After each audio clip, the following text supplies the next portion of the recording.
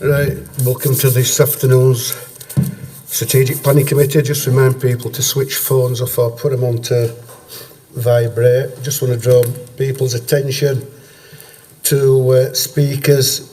We would welcome new information, not comments or anything that we've heard once, twice, 3 times before. It's going to be a long one today, I can tell you that, so let's all behave ourselves. Right, membership of the committee, item 1. Councillor Dar, you're here for Councillor Sokol.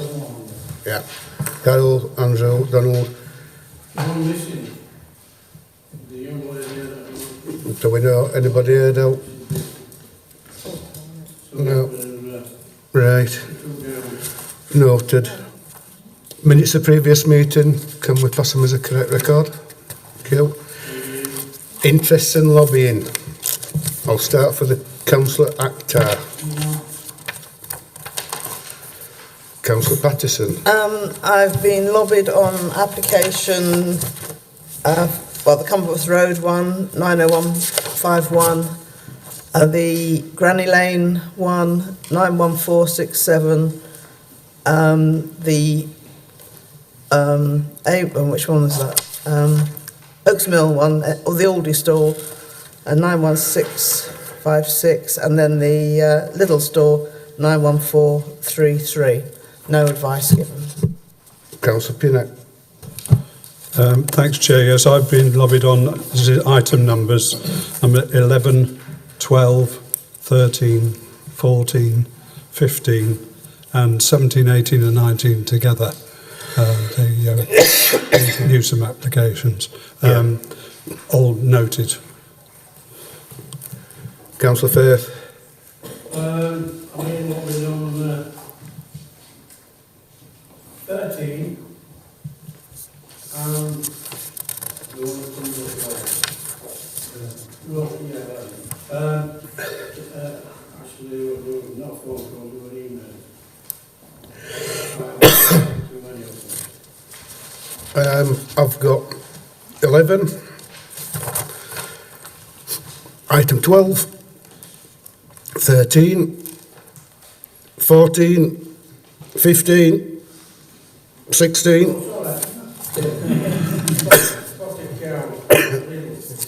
have been under loads of emails on that. And that's it. No. Then to finish off with, item 17, 18, 19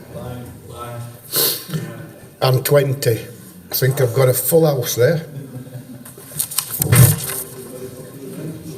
Right, admissions of the public. This is a public meeting. We're being recorded, so no shouting, swearing, whistling, jumping up and down. Item 5, any public questions? No. Chairman. Hi, Martin, yes. Thank you very much for that warm welcome, Chairman, and Merry Christmas to you too. Asking a procedural point on behalf of Mirfield Town Council, and which also includes Denby Dale Parish Council, Kirkburton Parish Council, Home Valley Parish Council and Meltham Town Council. Where applicants submit a statement of community involvement, do the committee and council consider that they should involve the town or parish council where they exist to be a true statement of community involvement? Yep. Statements of community involvement are encouraged with the planning application submission. Their content is produced by the applicant. There is no legal requirement to undertake community consultation prior to a planning application being submitted. It is discretionary, it is voluntary, it is encouraged and it is good practice, and therefore the content of that is not for scrutinised by officers. That's the statement that developers put in. If representations come in challenging that, then the committee will be made aware of the differences of opinion between what's submitted and what's being said in representations to the documents in an application. Hope that helps. Right. Item 6, deputations. Right. Thank you, Chair. Kirklees Council passed a resolution which Kirklees Cabinet later adopted as a policy to do with the climate emergency. It demands an environmental impact assessment on committee reports. I've had difficulty in finding ones for this agenda dealing with the wider impact of planning applications on matters such as CO2 generation during construction and the lifetime of the development, contribution to the air quality, which we have problem with in several areas, levels of renewable, and equally, the demands on buildings to be of the highest environmental standards. Should planning committees abide by council and cabinet resolutions? The local planning authority is an entity that exists that informs planning applications and decisions, and the council as an organisation is part of that, but it is a separate entity. Therefore, it has to make decisions on planning matters, of which climate change is, of course, a pertinent matter and a matter that the planning system is responding to in a positive way. In terms of a report, it isn't a necessary function, but in going forward, it's picking up the issue that you've suggested, and that's a matter for councillors to decide when they decide what the protocols are for committee. But at this stage, planning committee reports are for the local planning authority as a distinct element. Thank you, Chair. Welcome. 6, deputations, petitions. No, Martin? No? Nothing? Thank you. 7, site visits were taking place at Newsham. We went then to item 8, Gomersall, Cliff Lane. 9, on to Station Road, Batley. 10, Granny Lane, Murfield. Now we move on to the applications themselves. This is page 11 of the agenda. This is the Cumberworth Road. Can I just mention about the private papers? Yeah, Deborah. Sorry, can I just mention something? The members have been given some private papers, and a cover sheet should have been on the private papers. It is now, but it wasn't before today. So I'm just going to read out what the cover sheet says for transparency. So, oh yes, sorry, it's coming now. Sorry, that's why you're looking a bit blank. It's not to do with this application. I'm just reading this out at the beginning of the committee so that people are aware that there are some private papers which the councillors may want to look at in private session. So the cover sheet says, this report is recommended for consideration in private because of the information contained in it is exempt information within Part 1 of Schedule 12A of the Local Government 1972, namely that the report contains information relating to the financial or business affairs of any particular person, including the authority holding that information, and information in respect of which legal professional privilege could be maintained in legal proceedings. The public interest in maintaining the exemption outweighs the public interest in disclosing the information and providing greater openness in the council's decision making. That relates to planning application 2019-91433, and that's category 5, which is legal professional privilege. And in relation to applications 2019-91630 and 2019-1633, that's category 3, information relating to financial or business affairs. Thank you. Right, Chris. Thank you, Chair, and good afternoon, members. Members will be aware that this planning application for the one at Cumberworth Road has been deferred at previous strategic planning committees, as members sought fully worded planning conditions to be drafted for consideration. The planning conditions have been drafted and they are within section 12 of the planning committee report. The draft planning conditions have been written in consultation with consultees and the planning agent. Many of the draft planning conditions have been adapted and used for other large residential planning applications within the district. Comments have been received by a number of resident groups requesting that the information being sought by the planning conditions should be instead be provided in advance of the determination of this planning application. However, officers believe that this approach would be contrary to paragraph 54 of the NPPF, which clearly states that the local planning authority should consider whether otherwise unacceptable development could be made acceptable through the use of conditions or planning obligations. I would like to remind members that there are no objections from any consultees subject to the imposition of planning conditions and obligations. Also, officers from the Highway Authority, Lead Local Flood Authority and Environmental Health are present to answer any queries members may wish to ask. Thank you. Thanks, Chris. Right. First off, Councillor Alison Monroe.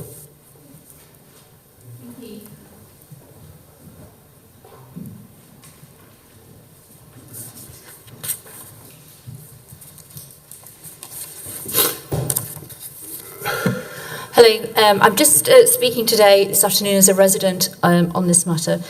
I wish to speak as a concerned resident on Fenny Bridge. Over the last few years, there's been a sharp increase in the volume of traffic along the Penistone Road corridor, not only during the day and peak times, but through the night as well.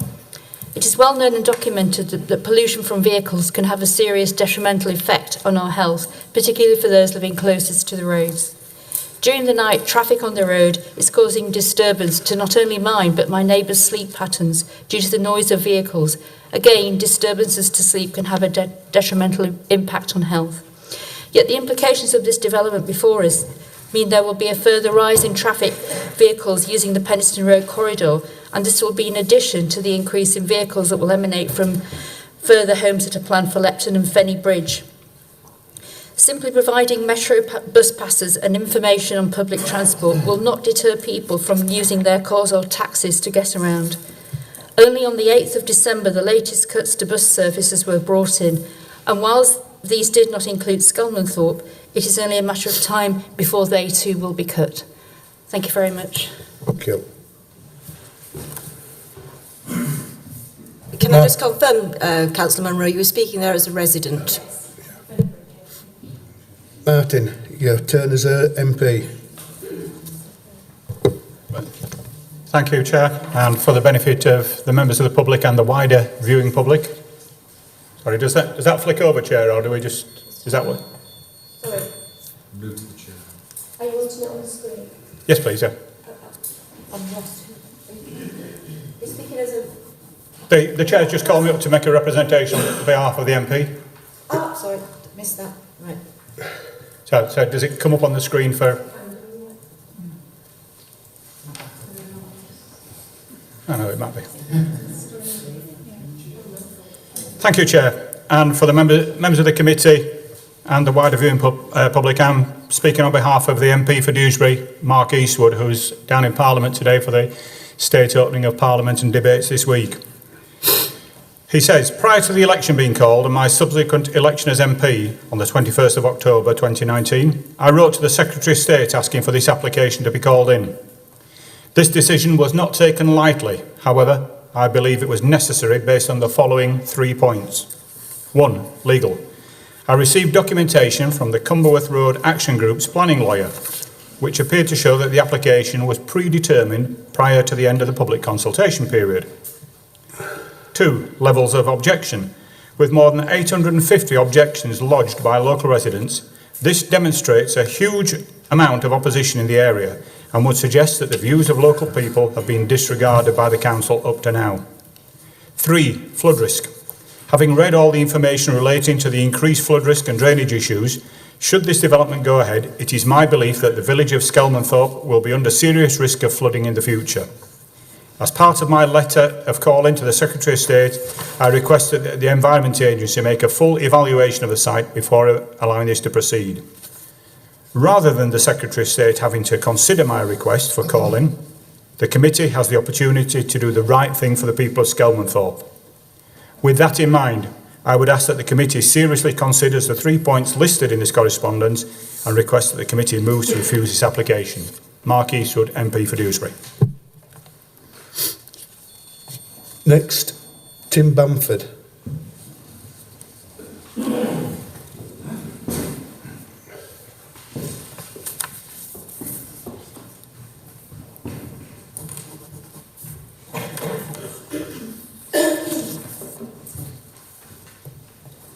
Where is he?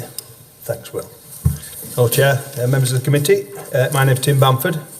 I'm Operations Manager for an excavation company specialising in brownfield remediation. The site's adjacent to my property and the southern culvert drains onto my land into the watercourse. The culvert was damaged in the developer's site investigation works, as was my garden, when the developer's agents dug a trench into it to allow floodwater to drain from the site into my garden. I've had no apology or offer to repair this damage from the developer, just a letter acknowledging my complaint and promising to respond within 15 days. And they're sorry that I've had to complain about my new house. This was dated the 11th of November, and to date I have had no response. The water is still flowing over the bank into my garden, eroding the banking.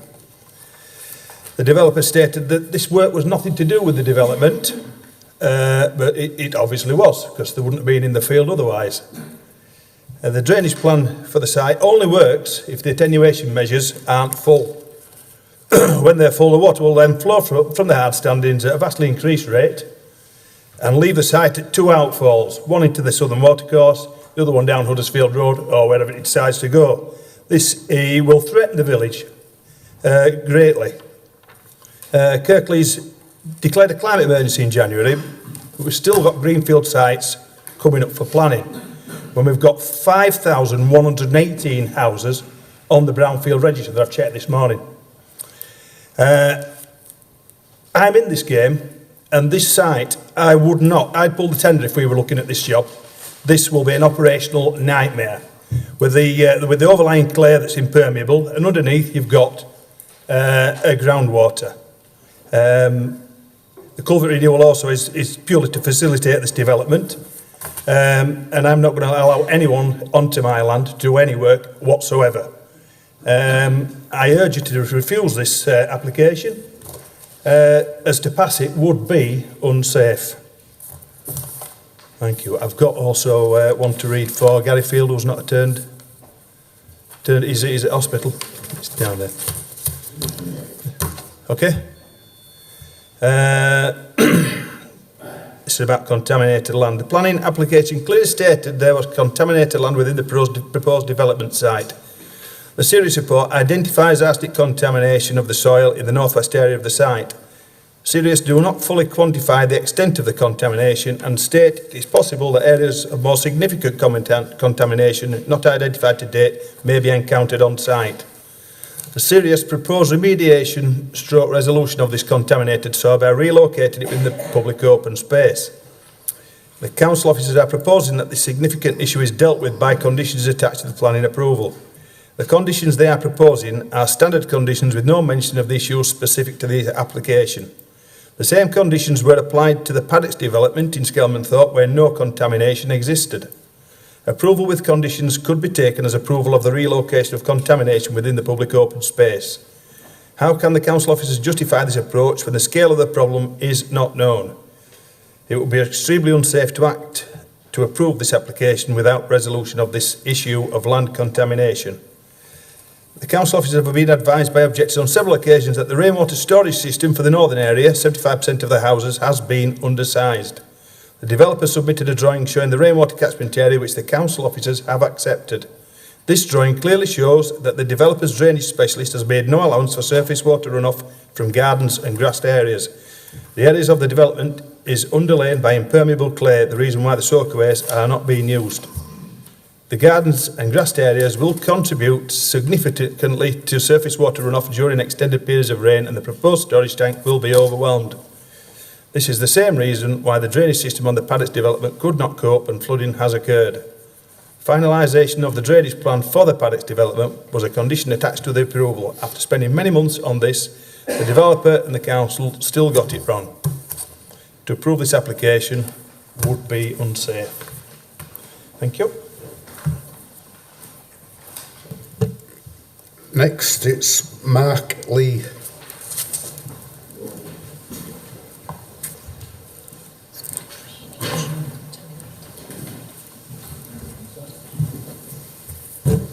Thank you. Chair, councillors, afternoon. I'm sure you've had a chance to consider the letter that I wrote to Councillor Hall last week, following up from the submission I put into prior to the previous meeting. It's just to sort of quickly reiterate that I have a technical background in a lot of the areas that are being raised as concerns here. I'm a sort of technical authority for engineering hydrogeology for a multinational company. And I look after the water aspects of nationally significant infrastructure projects. I'm also a chartered geologist. Now, I note that there's been no further consideration given to the issues raised at the last meeting relating to the management of flood risk, which has just been touched on by some of the other speakers. The only new information being put into the public domain relates to the ground gas risk, and that in itself is not sufficiently technically robust to address that particular topic. As I stated last time, my main concern is that the evidence being presented in support of the development is not adequate to allow a properly informed decision to be made and manage the risks that are being proposed, introduced by the proposal. There's been no serious attempt made to provide an adequate response in the revised submissions from the applicant to the technically correct challenges that have been raised by both members of the public and KRS Environmental, challenging the drainage proposals, amongst other things. The fact remains that what is being proposed is not fit for purpose in assessing the risk from the site. And if this proposal is approved, there will be a risk to the properties on the development itself, as well as those in the surrounding area within Skelmanthorpe. I've had a number of roles as a subject matter expert for major infrastructure projects, advising clients on whether or not work and assessments carried out by others are fit for purpose and technically robust. Now, this application is a bit smaller than some of the things that I have worked on, but the same principles apply. The information that has been, and the evidence that has been submitted is not suitable and technically robust to inform a decision to approve this application. A further issue that's come to light since the last meeting is the ground gas, and I've written in my submission as to why that's not appropriate, so I won't go over that again. But also there's been further site investigations carried out by Sirius, including probe holes being drilled to understand the risk posed by the potential coal mining that's not recorded within the area. And I don't believe this information has been provided to either the public or the planning officers to inform that. And being as how half of the site is within a high-risk coal mining area, this is something that should have been provided in order to understand the risk posed to the development. You're being asked to make a decision about this development, yet you have not been provided with sufficient sound information to make an informed judgment. On the basis of the flood risk, the ground gas risk and the mining risk alone, it will be unsafe to approve this development. Thank you.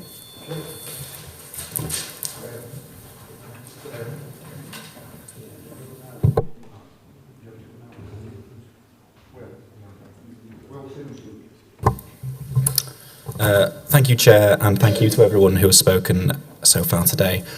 Colleagues, here we are again. However much I enjoy seeing you all and spending so much time with you, I do wish that we could finalise this one today by coming to the right conclusion, which I believe is a rejection. But I'm under no illusion that whatever you decide today, this will be the end, and that the planning authority no longer has the final say. If you accept it, it'll be in hands of the government in terms of giving consideration as to whether the Secretary of State wishes to look at it. And if you reject it, I'm in no doubt that the government's planning inspectorate will be taking a look by considering an appeal from the developer. My numerous concerns that I've raised throughout this process in my written objections and in my preceding two speeches at these meetings remain. I'll not go over them again, but I am fearful that if this development is permitted, my residents and I will be vindicated when the flooding and drainage issues that we've warned you about manifest themselves, but by then it will be too late. Yes, this land is allocated as housing in the local plan, but that is on the basis of it meeting national and local plan policies by demonstrating that it will not increase flooding risk.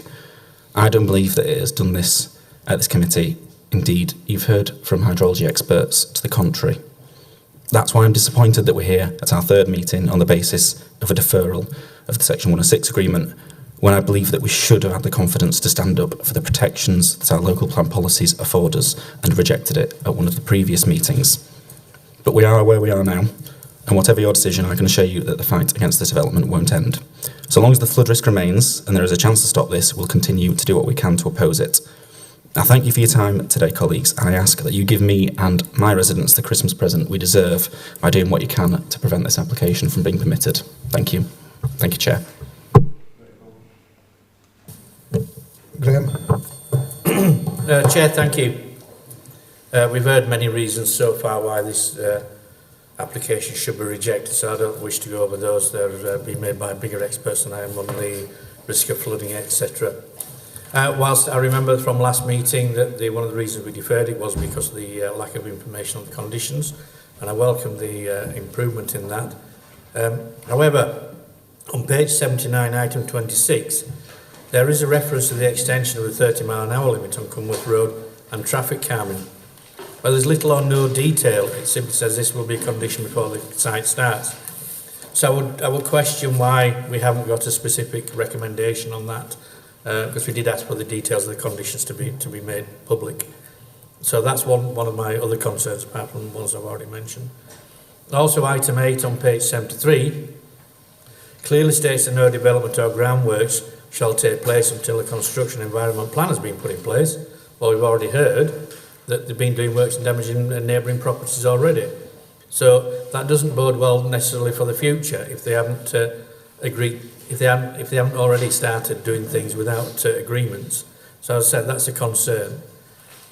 And Chair, unless I've missed it, and I've been through it several times and I've done it again today, I request the committee's minded to, if committees minded to approve this, I would like them to add a condition that stakes payments for education payments should be made. I can't find that there's a stakes payment in there. As I say, I could have missed it.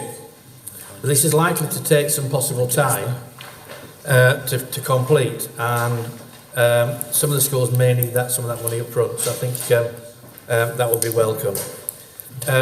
If committee is minded to approve this application and it is referred to the Secretariat, then I would welcome to be able to be part of the process in objecting to that when he goes to the caseworker. I don't know if this is possible because it's something we've never done before, but I will be seeking officer's advice should you approve this, whether I can object to the Secretary of State myself. Chair, thank you very much.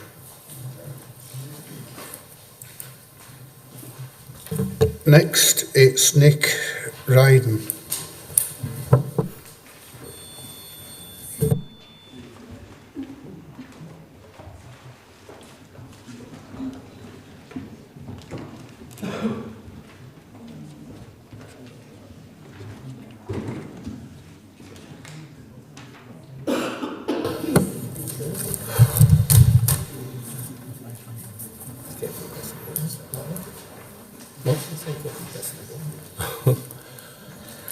Good afternoon, Chairman, ladies and gentlemen. My name is Nick Ryden. I have lived and had a business in Skelmanthorpe for 40 odd years. My concern is for the village and its people, many of which have become friends over my lifetime.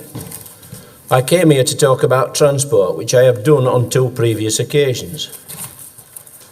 Cumworth Road is just not suitable for a development of this size, and while I accept Cumworth Road itself is not a bad or a narrow road, the access to both ends of it are narrow, congested country lanes suitable only for light traffic, and not the volume or size of vehicles that we already get.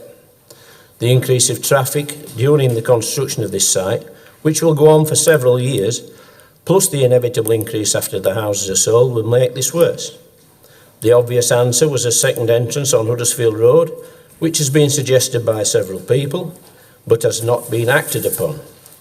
Plans for pedestrians to walk to Denbydale Station seem to be something to me from Alice in Wonderland. Walking into the village centre won't happen because of the gradients, especially for older people. Cars will be the popular choice. Parking, like everywhere else, is always full and limited. We have 1 bus every 2 hours on Cumworth Road, little used and not a choice for car owners.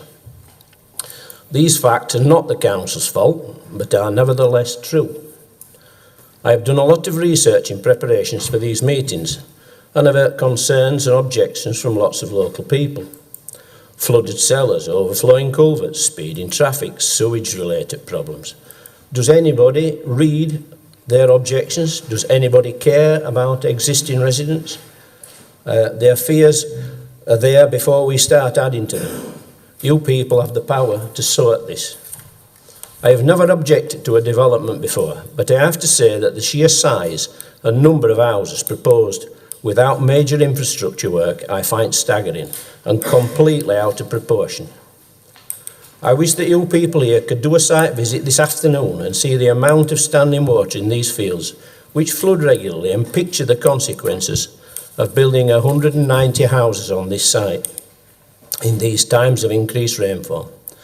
There was a chance here to do something good with character and good taste. I am afraid it will be an opportunity missed. The only remaining butcher in the village summed up the overdevelopment of Skelmanthorpe. He said the village is 4 times the size it was when I started, and I sell 1/4 of the meat I used to do. The concerns of local people have been ignored in the pursuit of house numbers and money. These fields should remain just that, fields. I feel this proposal would be an unsafe decision to approve on your part. Perfect. Thank you very much, everybody, and a Merry Christmas to you all. Richard Capewell.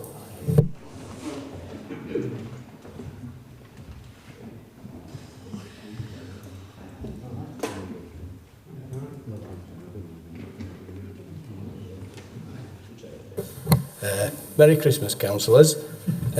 Good afternoon, Chair and councillors. My name is Richard Capewell and my address is 1B Dale Close, Skelmanthorpe.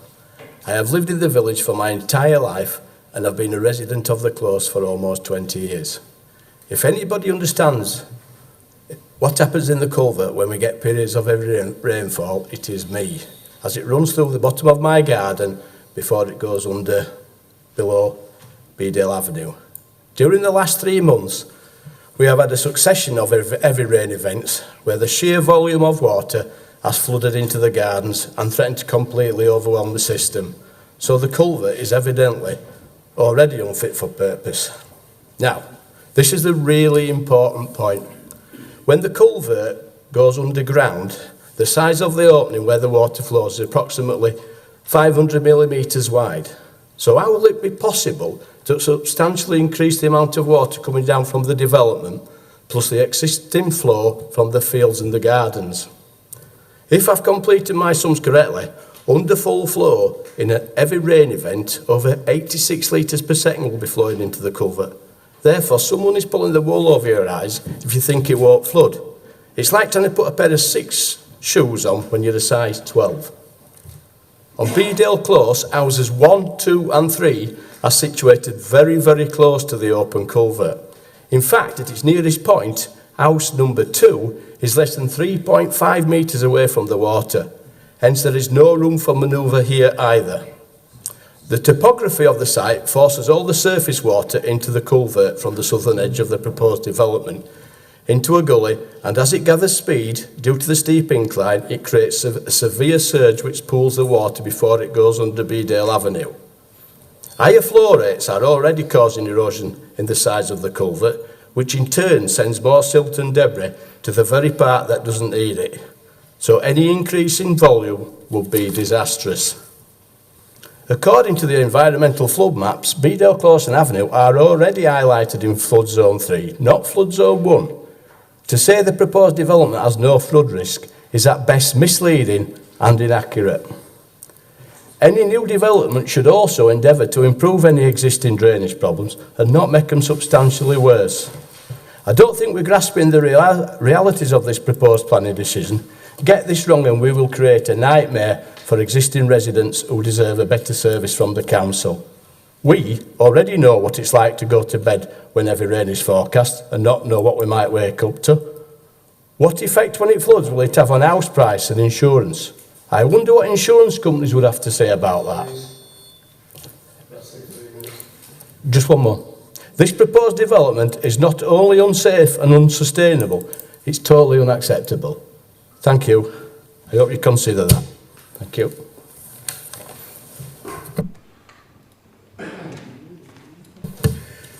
Frank Dolan next.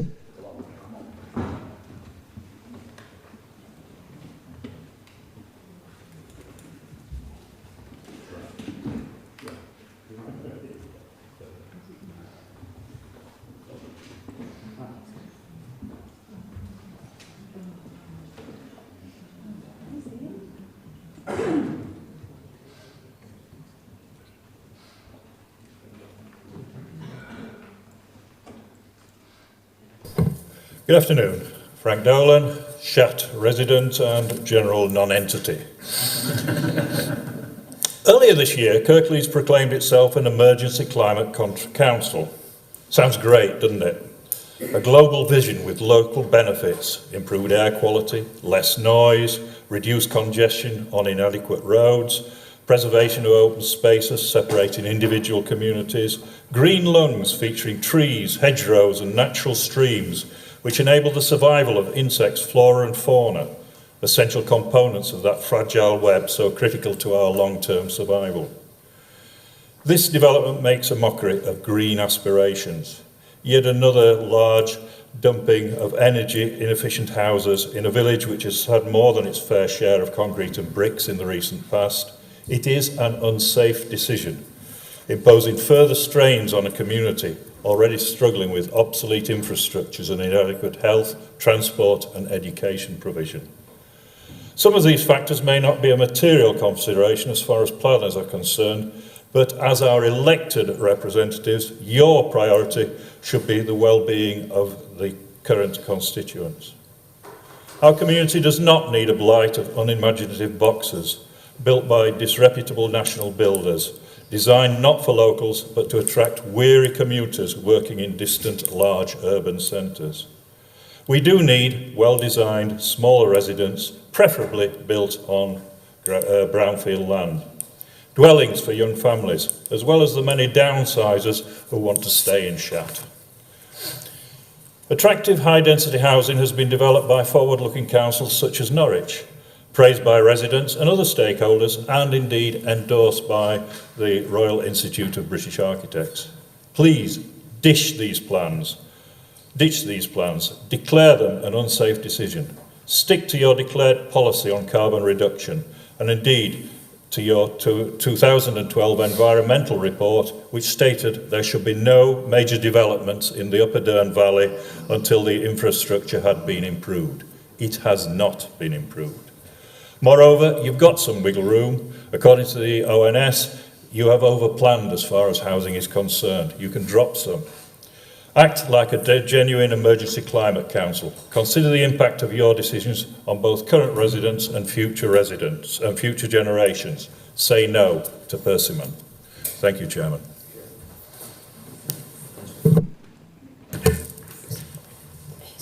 Yes. Next I've got Hazel Sharp.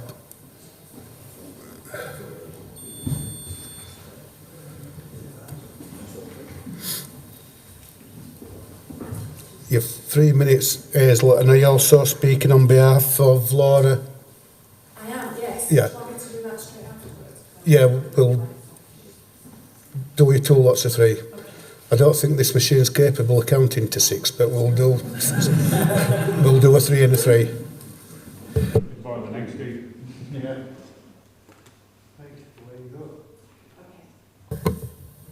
Hello, my name's Hazel Sharp. I'm a resident of Skelmanthorpe. I live just down from the proposed site. Chair, councillors, throughout the life of this planning application, residents and professionals representing the people of Skelmanthorpe continue to be frustrated by the lack of transparency and frequent revisions put forward by the Kirklees officers and the developers. Our right to put forward a considered response has, in many cases, been at incredibly short notice, yet the developer appears to have been given carte blanche as to when they can submit documents or provide information. We are minded to believe that the application has been predetermined. There is no due diligence in supporting evidence, yet our expert professional reports are dismissed, in some cases, with a simple sentence. Councillors, you are correct when you say the site was allocated in the local plan with very few constraints.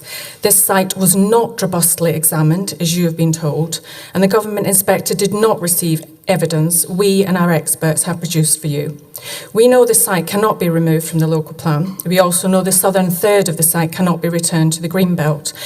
But we also know, just because a site has been allocated, if material considerations outweigh the benefits under the NPPF guidance, the application should not be approved. Doubt is there for the Ministry wanting to examine the application should you approve. Therefore, we ask for you to reject this application and justify our many serious concerns. I would like to gently remind the councillors that the site is allocated for housing within the newly adopted local plan. It does not establish the principle of development on the site as suggested by the planning policy consultation response. The principle of development is not established until a planning permission is granted or a permission as principle is given.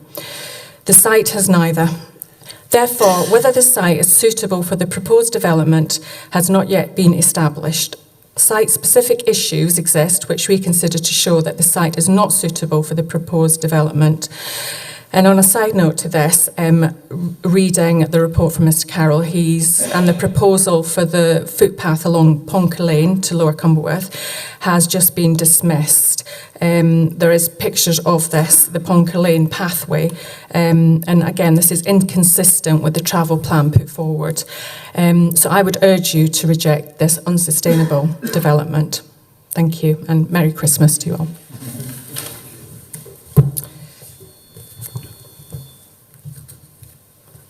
So I'm just going to get...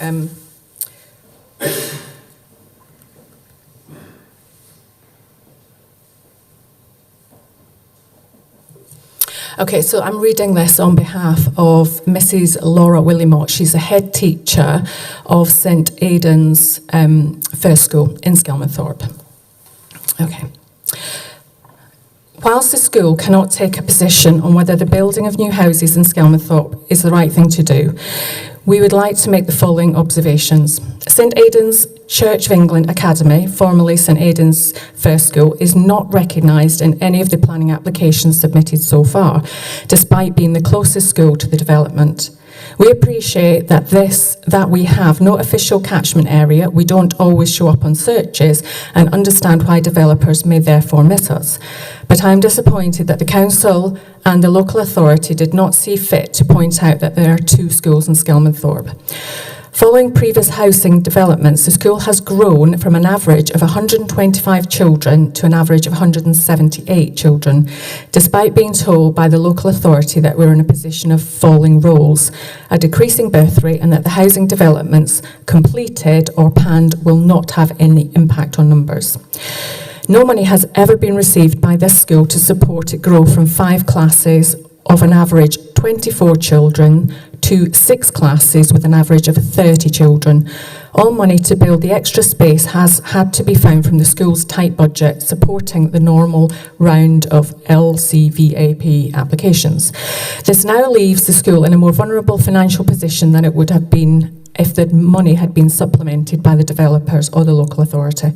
The school has been oversubscribed for the last 4 years. Any appeals by parents to admit their child to the school above the school's published admission number have always been successful.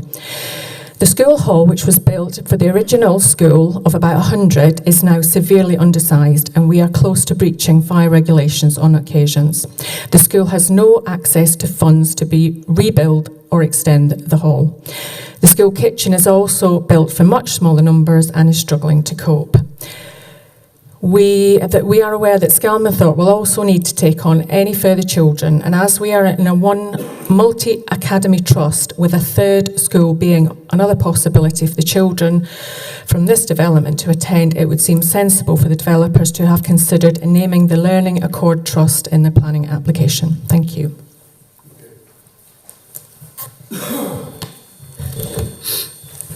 Next, it's Nigel Wilson.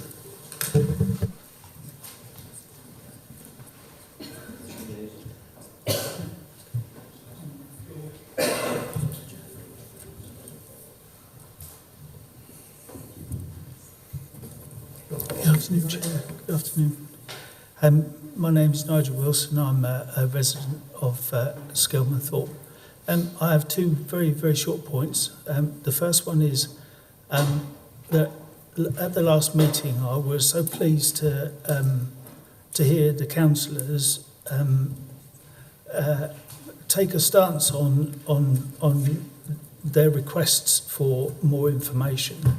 And I was disappointed with some of the responses I heard from the planning officers, and in particular the head of planning, whose job it is to provide the advice that the councillors need.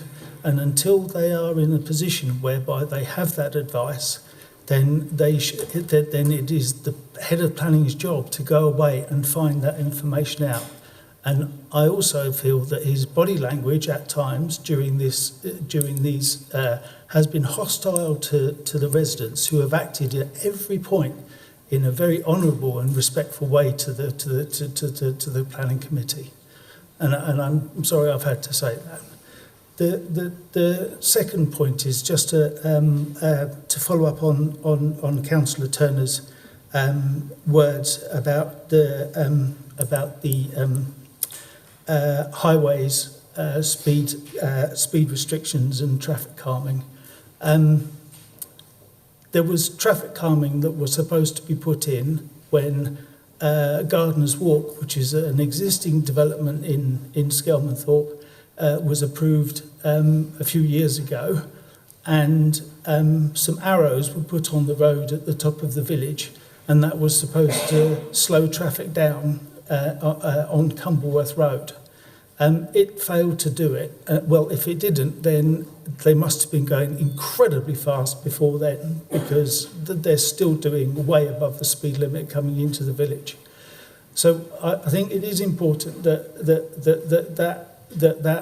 key mitigation that the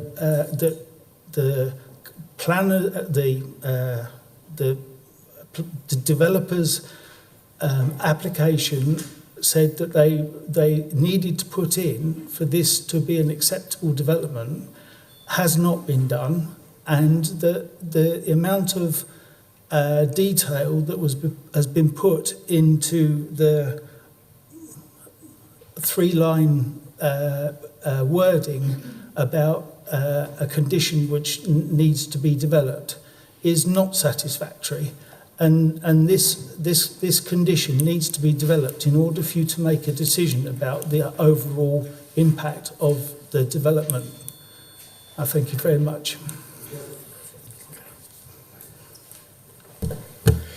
Next, it's Helen Franz.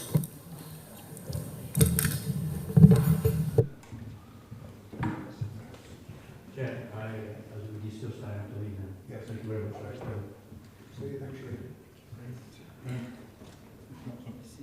It's cold out there.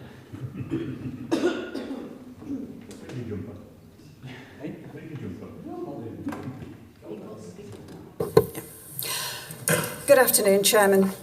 The officer's recommendation, highly risky strategy, and the conclusions drawn in the planning officer's paper, I have to say, are just completely delusional and counter all the evidence and issues highlighted to date by the community and other professionals. The planning department and other officers appear to totally disregard valid and considered technical challenges by both professional bodies and informed members of the local community without any substantive justification. You're being asked to make a decision on incomplete, inaccurate and misleading information which doesn't add up. Let me give you examples. The gas report, incomplete, no full data sets available because they've lost some of the boreholes, and there's a recommendation for a further gas verification plan. Drainage, well, we've heard extensively about that. That matter should not be consigned to conditions and heard in camera. That should be a matter of public scrutiny. KMC has taken no independent assessment or advice on the extent of contamination or methods of remediation. Where's the Phase 2 intrusive site investigation report and remediation strategy? Government criteria require a coal mining risk assessment to be submitted with the planning application. No such thing has appeared, and the council seems to have forgotten about that, and I reminded them at the last meeting. So people have been scurrying around, but the report has not yet been presented.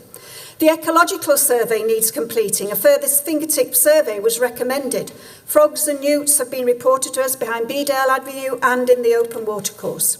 The air quality assessment needs to be redone because it fails to take into account the potential of arsenic and other contaminants in dust from the site, which will spread over the western and northwestern side of Skelmanthorpe. It's also out of date and it's inaccurate. They even got the prevailing wind direction wrong.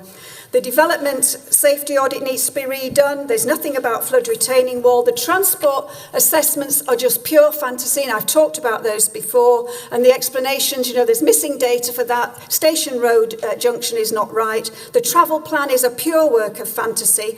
Mr. Chairman, councillors, this development process proposes for low-grade substandard housing with density far in excess of what is normal in Skelmanthorpe, the national picture and KMC's own criteria. It's a sinker state of the future. The site is unsuitable, as we've heard. The location is totally unsustainable for this size of development. The local infrastructure is not in place and you're not prepared to invest in it either.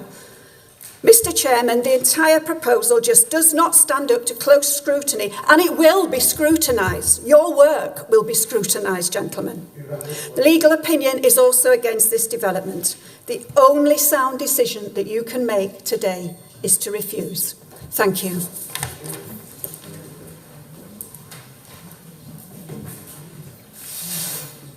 Next is Matthew Barrow.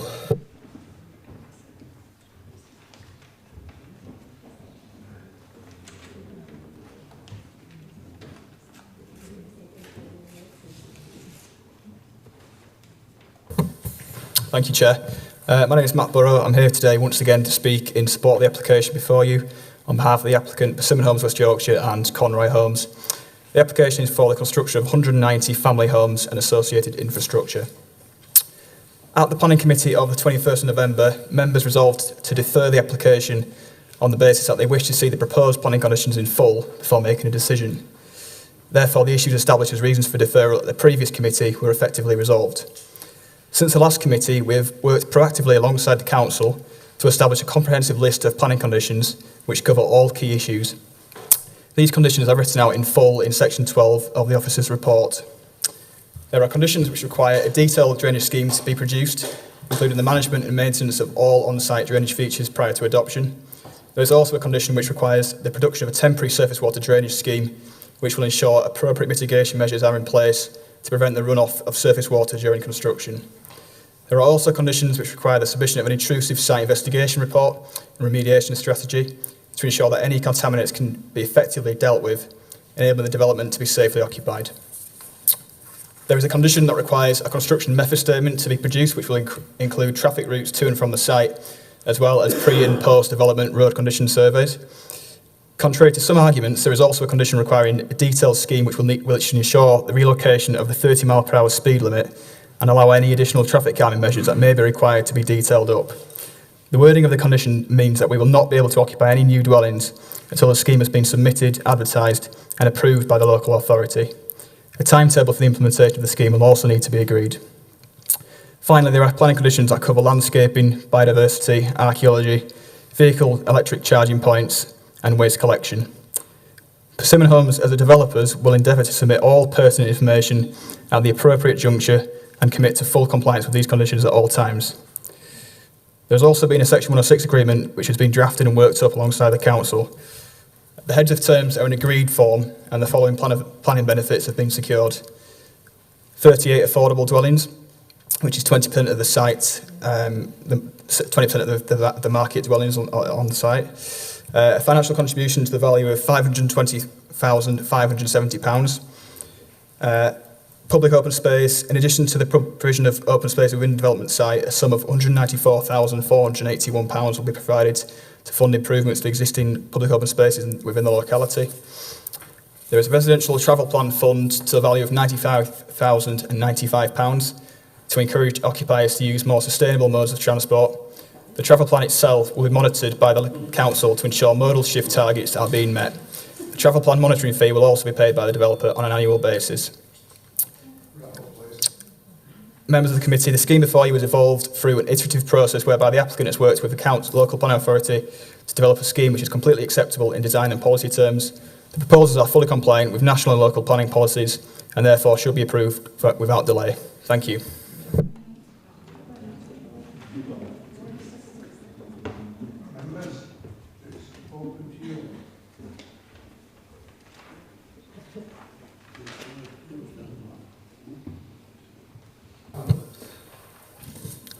Thank you, Chair. I've got to concentrate on the conditions because that's what we're here for, really. And first, I want to say that I'm very grateful that these conditions have been set out in full in the report because it does enable us as a committee to work out what we're talking about. There are a couple of questions which have arisen from what we've heard from objectors that I'd like an opinion on, if possible, please. One was to do with the groundwater conditions, because it's not particularly clear which condition that is. I've been trying to work out which one, and how the groundwater conditions on the site affect the other conditions that relate to drainage of surface water. And I'm not talking about foul water at the moment.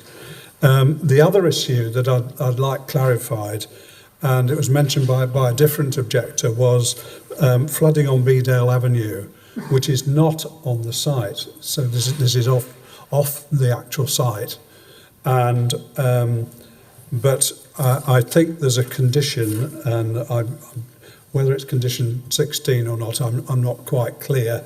I will be corrected if necessary. Does that condition cover the issue that was raised by the resident to ensure that the drainage of water from the site is adequately dealt with, so that it does not cause flooding off the site? And that is clearly an issue that has exercised one or two local residents, and they have every right to be concerned about this. But of course, we do know that there is a blocked culvert in the middle of the site, and that unblocking it may well produce a different result. But I'd really like to know what the council's professional opinion is on both of those issues, so that we can make a decision about it. I'll come back later.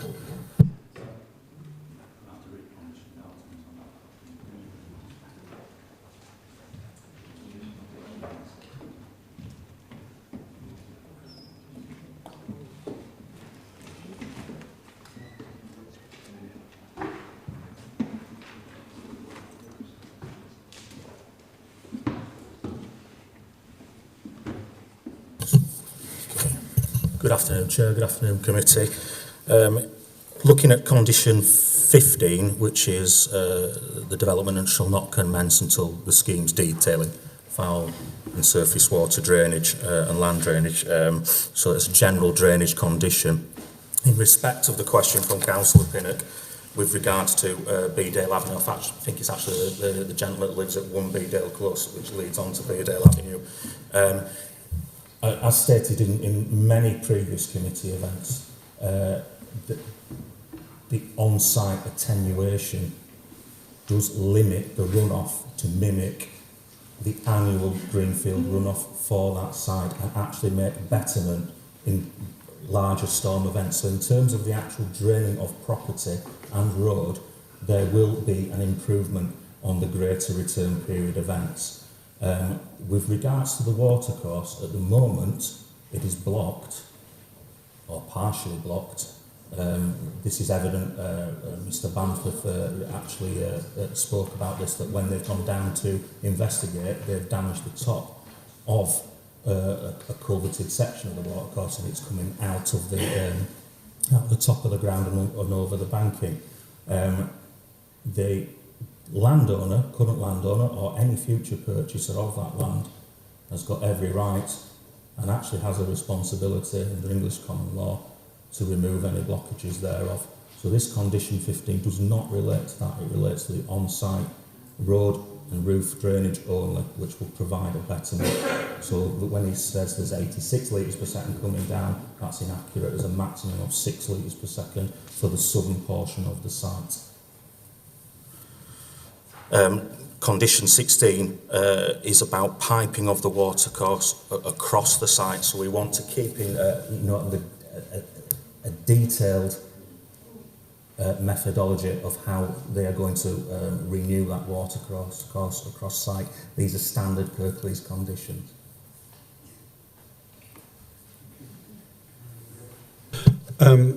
Yes, the other thing I would point out about conditions 15, 16 and 17 and 18, they're all pre-commencement conditions. That means that the matters dealt with by those conditions have to be secured to the satisfaction of the planning authority before development commences, before anything is done on the site. And that is something that we, as members of a planning committee, have to do like to see, in fact, because it does mean that if something is necessary to make a development acceptable, that it is going to be done before anything happens on the site. And that's quite important. We are, to some extent, it seems to me, in a difficult position. We have heard an enormous amount of stuff from local residents, and they are quite right to raise all these issues. I would expect that to happen. I would expect it if this was in my ward. It is the sort of thing that people do get very interested and concerned about when a development is proposed, and it ensures that it keeps the authority on its toes, as it were, makes sure that if development takes place, it is done in a way that is satisfactory. I'm not saying that it will be satisfactory to everybody. That's quite clear. But we are dealing with an allocated site. Whether or not all the issues were raised during the examination in public by the planning inspector, I don't know. Some people have suggested that not all the issues were raised during that time. I don't know, because I wasn't there. All I will say is that during the occasions when I was there, that the planning inspector was exceedingly thorough. That was my impression. And indeed, she asked lots of questions about issues that related to very specific sites. There are two courses we can take. We can approve this, and we've got a long list of conditions here, a lot of which are pre-commencement conditions, as I've said, and have to happen before anything occurs, and they're all designed to make the development work for everybody, not just the developer, but for the community as well. Or we can refuse it. Now, what are the consequences of doing that? Chances are the developer will appeal. So we would have to go through the whole thing again with a planning inspector. And I do not know what the outcome of that would be. But in some ways, it's not necessarily a satisfactory outcome because you are prolonging the agony to some extent. As things stand at the moment, I can see what we've been given in terms of conditions. I'm very grateful for that, and I think that they could go some way to help us decide. I'm going to stop there and allow colleagues to have a word before I commit myself. Thank you, Mr. Chairman. I've heard what our friend has had to say, Andrew, and I still stand by what I said the last time it came to this particular committee. That particular land at Gully Farm, which is what it was known as, flooded 30, 40 years ago. It was always wet. And looking back and seeing how it used to be, and then looking to see what the council's decided to do to give permission for 191 houses in an area where, let's be fair, the road infrastructure is rubbish. The drainage is not very good at all. In fact, it's next door to being a waste of time. So what I have done in the meantime, and I don't know, well, this was being deferred. Obviously, officers have been writing pages and pages and pages of information that they were all going to agree to. What I have done in the meantime, being a member of the Environment Agency on the committee there, and the Environment Agency always get called in, you know, when there's been a flood, when it costs a fortune to put it right. And what I'm looking to seek to look is to get the Environment Agency involved before these properties are put up. Check to see if there's any flooding chances, and if there is, let's be fair, don't build on it. I mean, it's the craziest idea I've ever seen is to build on a floodplain. I mean, you know, I said this last time we had this meeting, and I haven't changed my mind. If there was no floodwater, and apparently we find there's arsenic around there apparently somewhere, arsenic gas, I'm not sure, but... sorry? That's right, carry on. So, at the end of the day, I mean, I was so desperate to build all these houses to fill the quarter that we're just building it willy-nilly anywhere, because that appears to me is what we're doing. And I can't agree to it, I'm sorry. It's just one of those things. If it were high and dry and there were plenty of road, width of the road, and the infrastructure was right, I wouldn't have a wrong word. But the infrastructure isn't right. The doctors, the surgeries, the schools, everything you can think of, it's all wrong. And all we seem to be interested in is get those houses built at whatever the cost. And the cost is going to be phenomenal, I'll tell you now, if it ever comes to fruition. And I'm not putting my hand up to something like that. Thank you very much.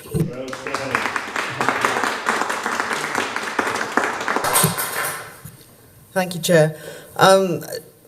I was commenting just now because I was just looking at the consultees' responses. The Environment Agency says there are no objections to the scheme.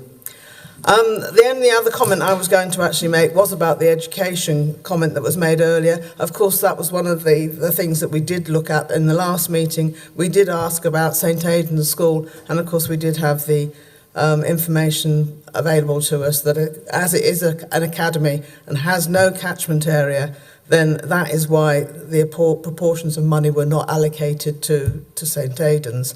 All I want to say really now is, I mean, we have agreed the principle of the development at the last meeting, because the only reason it was referred was to look at the conditions. We've had the conditions today, the elaborate conditions.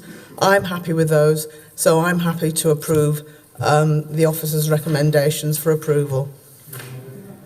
I'll move the officer's recommendation, yes. Point of information, Mr. Chairman. Point of information. That bit about the Environment Agency, that was obviously sent before I got in touch with them. So it's only about a week and a half, fortnight ago I got in touch with him. I'm still waiting for coming back to me on that one. But that's what we need to do. They need to be just as important as Yorkshire Water, Highways and everybody else. They need to be, because in these areas now, with all the excess rainwater we're getting, there's going to be more and more flooding. It's as simple as that. It's not rocket science. That's what it is, and that's where we're at. We have signed up to the climate change at this council.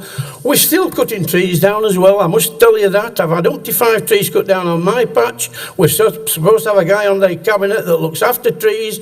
What are they doing? I have no idea. So that's where I stand on this job.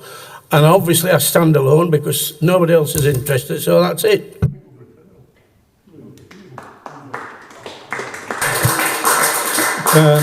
Thank you, Chair. Can I just ask 1 or 2 questions? Condition 5, this is to do with finished floor levels of the houses, and it says that the floor levels should be as agreed with the planning authority, there does seem to me that there could be discrepancies between what they have on the plans and how it gets built. How do we deal with that? And the other one, it's not clear to me in condition 7 about who this competent ecologist is. Is this somebody appointed by the council, or is it somebody appointed by the developer? In which case, that person will presumably be paid by the developer. I mean, I would obviously prefer it if it was somebody appointed by the council. Can I just have clarification on those points, please? With regards to condition 7, the Persimmon Homes will appoint an ecologist who will carry out the necessary survey work, and that will be checked by our ecologist, by the council's biodiversity officer. So there is validation by the council, even if the ecologist is appointed by the developer. Yeah. Thank you for that. Yes, and the other one. Condition 5. We always, for every large residential scheme, we always try and seek more accurate, ground floor levels, because obviously there's discrepancies between certain aspects. What we know now might be a little bit different when further site investigation works are carried out and things. So that's why we always try and seek to understand. Yeah, through you, Chair. I mean, it can happen, and I know it has happened that things don't get built at the right level. I am concerned, particularly since in a lot of cases our building control officers will not have access to large sites.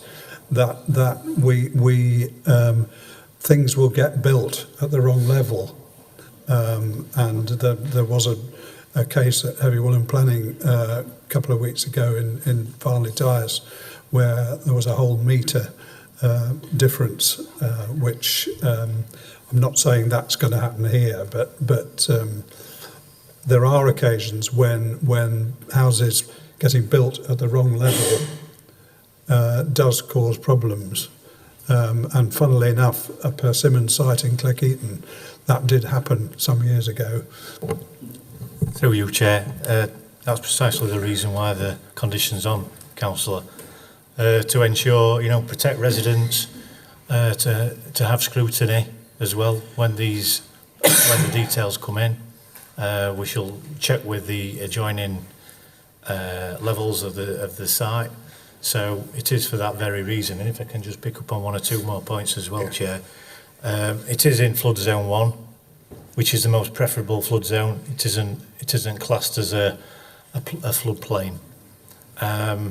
The education contributions that the council mentioned, that is within the section 106, and that will be phased. So the payments will be phased throughout the development as the development comes forward, which was what one of the councillors mentioned. So as a housing site, there will be a development on here. The principle has been agreed, and this is the third time. So we feel from officers that members have had everything in front of them. There's been no objections from statutory consultees or objections from members or consultees at the council. So that was just to reiterate. Thanks, Chair.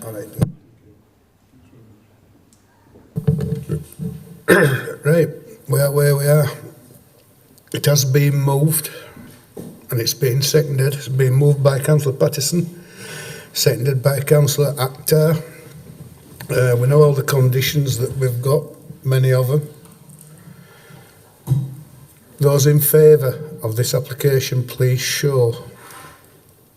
Against? 4, 1 against. So that application has been passed.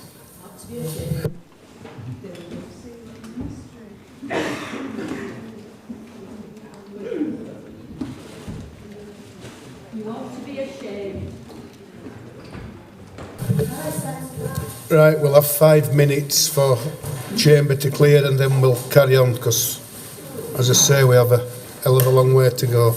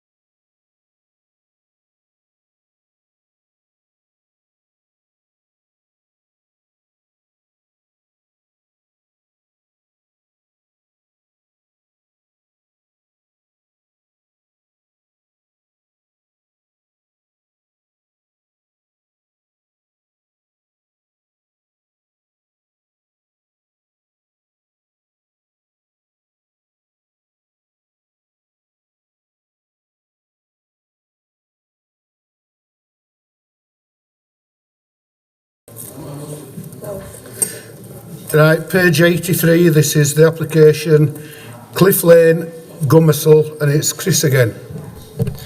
Thank you, Chair. Good afternoon, members again. This is an outline plan application which has been submitted by KCS Development Limited for 98 dwelling units with matters of access, landscaping, layout for consideration at agricultural land to the rear of 271 Cliff Lane, Gummersall. Matters of appearance and scale will be determined as part of a reserved matters application.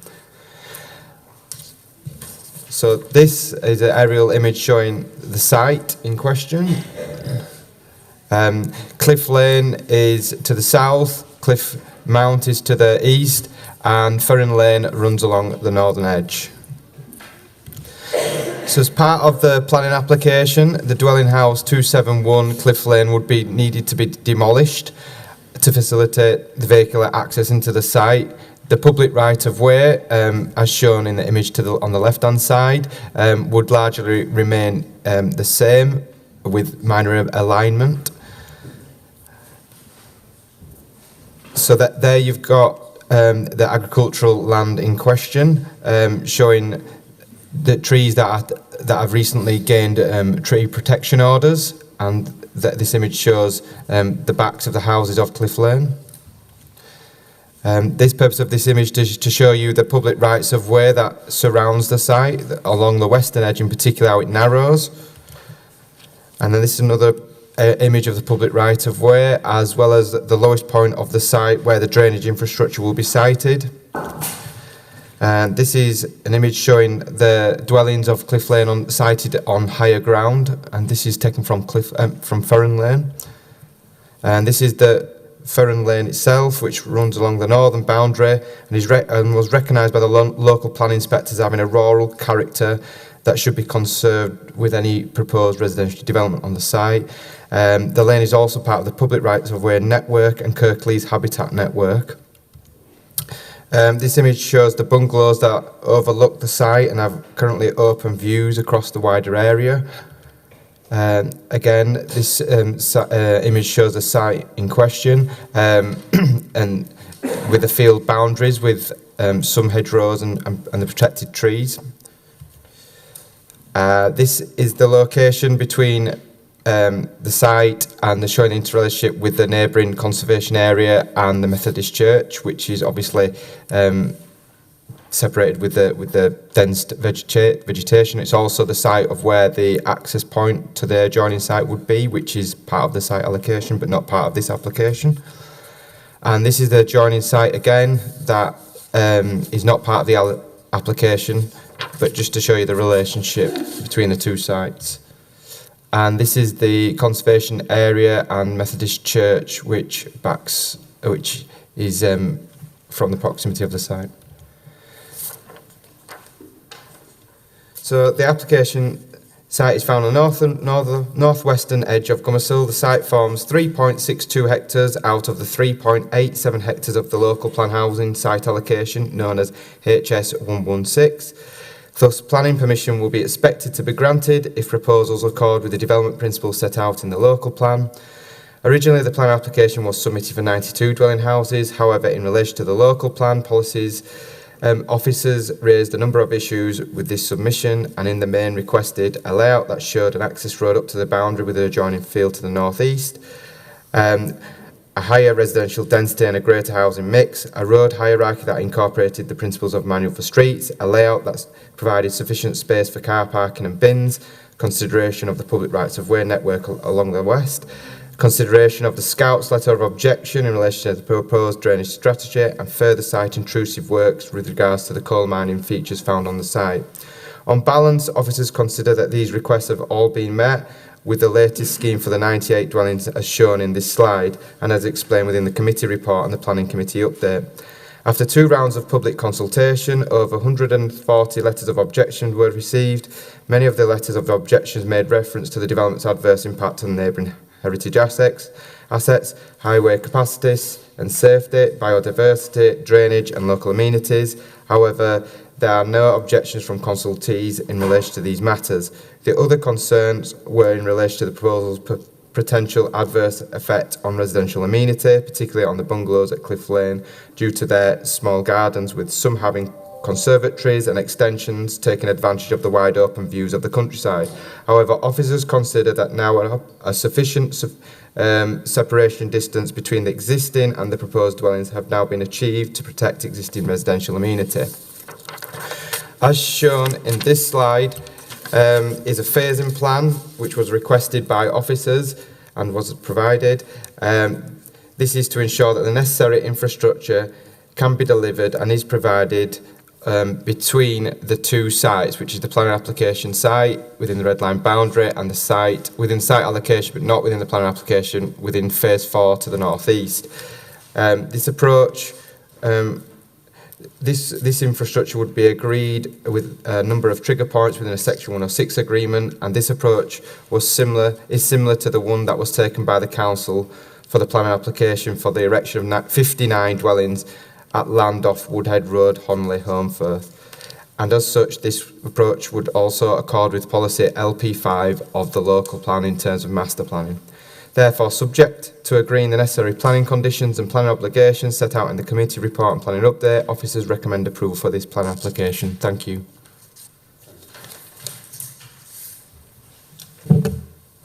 First speaker we have is Vernon Copley.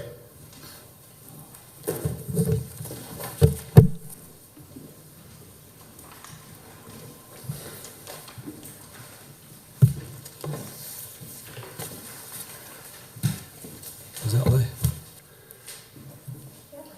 Okay. Good afternoon. I'm Vernon Copley. Our family owned the land identified as land known as North East Boundary in the planner's report. I just want to give you a bit of background information at the start. I hope you have a better understanding after this morning's site visit about the reasons for our objections. Our land was included by KCS Developments in the publication plan H591 in 2016. We had no knowledge or consent of that. It was only from an adjacent neighbour 18 months later that we found out that it had been included in the proposed plan. We did get in touch with KCS, found out what had happened. They contacted infrequently with a few emails, but they made it clear from the start that the land would be ransomed because we'd have to gain access from Cliff Lane and not Fedden Lane to access the land. KCS cut off any contact with us in August 2018, and it was only when the council planners in June this year said the whole of the site needed to be allocated. That was in the inspector's report, and their plan didn't include what they've said is phase 4. That's not our phase. We've had nothing to do with that. That is phase 4 that they have put together. So they got in touch with us again. The concerns we have is our land will become ransomed, and the whole of the site will not be developed in its entirety, as the inspector's report said. I disagree with some of Chris Carroll's report, particularly from 10.6 down to 10.13. The new road which you just saw, which has been put to the boundary, I'd like you to confirm with Mr. Carroll whether that is an adoptable, and I think you'll find it's not. So it doesn't have to be put in. So the whole of the site would never get developed.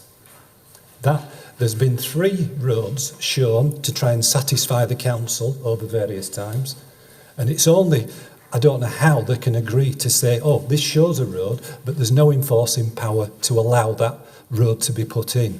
What I'm saying is, if, as the inspector said, for that road, for the whole of the site to be developed, it needs to be an adoptable standards road to the boundary, to the site known as the North East Boundary. Also, there's 5 houses off that road already, and to fulfil the whole site, you would need an adoptable road for the 5 sites shown on the boundary. So I'm putting it to you today that those are the reasons for our objections, and please to consider those.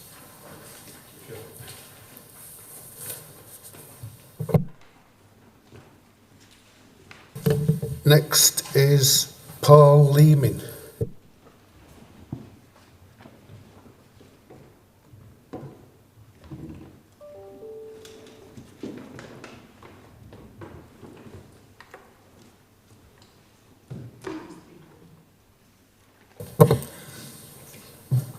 Good afternoon.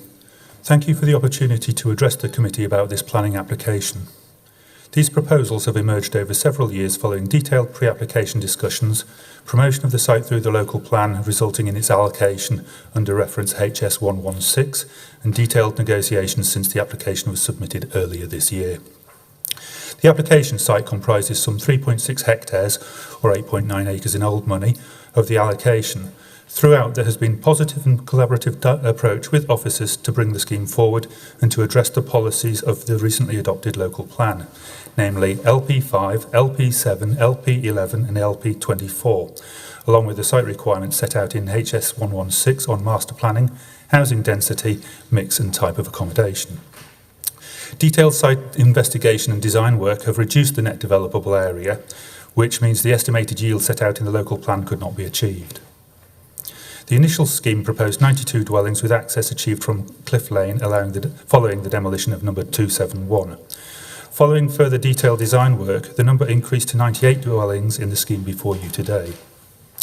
The resultant proposals provide a high-quality scheme respecting the characteristics of the locality, maintaining an appropriate relationship between the existing and proposed dwellings and public open space, and increasing permeability through the site, whilst retaining a rural and agricultural character along the Ferrand Lane. With regard to outstanding issues, discussions have taken place with the adjoining landowner about access, but specific commercial terms have not been agreed. In our view, the neighbour was not willing to accept that a payment would have to be made to reflect the loss of a house from the scheme and the cost of extending infrastructure to the boundary.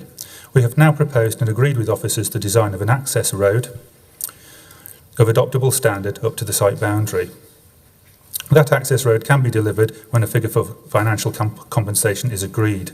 We believe this meets all obligations within the allocation and the policy. Having read the officer's report, we consider it to be a fair, balanced and objective appraisal of the scheme. We note specifically that there are no objections from statutory providers and that comments received from third parties raised during the initial consultation in the spring and more recently during November have been thoroughly considered by the officer. To summarise, therefore, the scheme provides for a scheme of 98 dwellings comprising 2, 3 and 4 bedroom properties, incorporating a 20% affordable housing provision. All other policy requirements are met.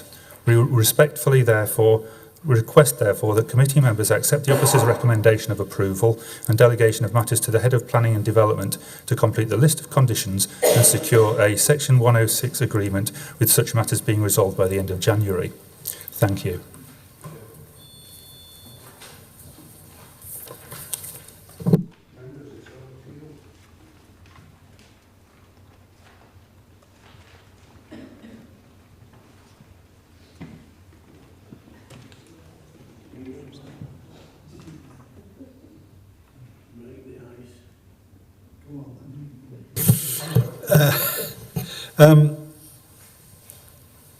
Right, yes. I have one or two concerns about this.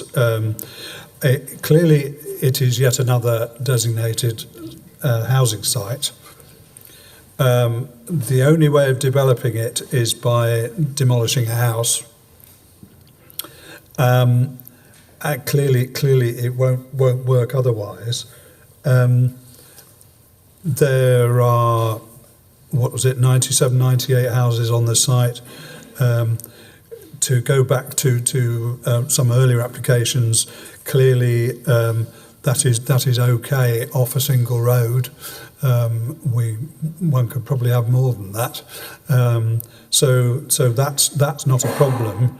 I suspect that getting out onto Cliff Lane might be a problem in some instances. Because there are often quite a lot of parked cars on Cliff Lane. So I don't know what the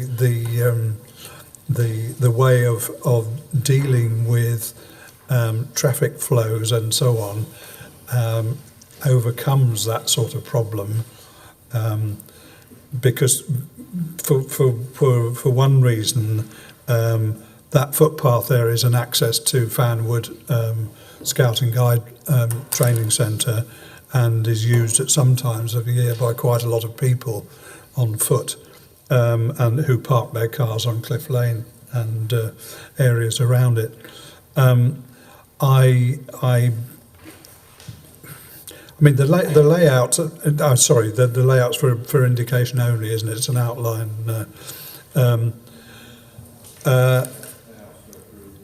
Sorry, layout. Oh, is it? Sorry, I do apologise.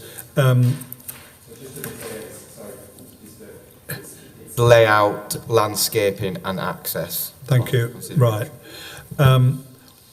One of the issues I raised on the bus was about the sewage thing. Now, I accept that the site slopes in a northerly direction, and therefore the downstream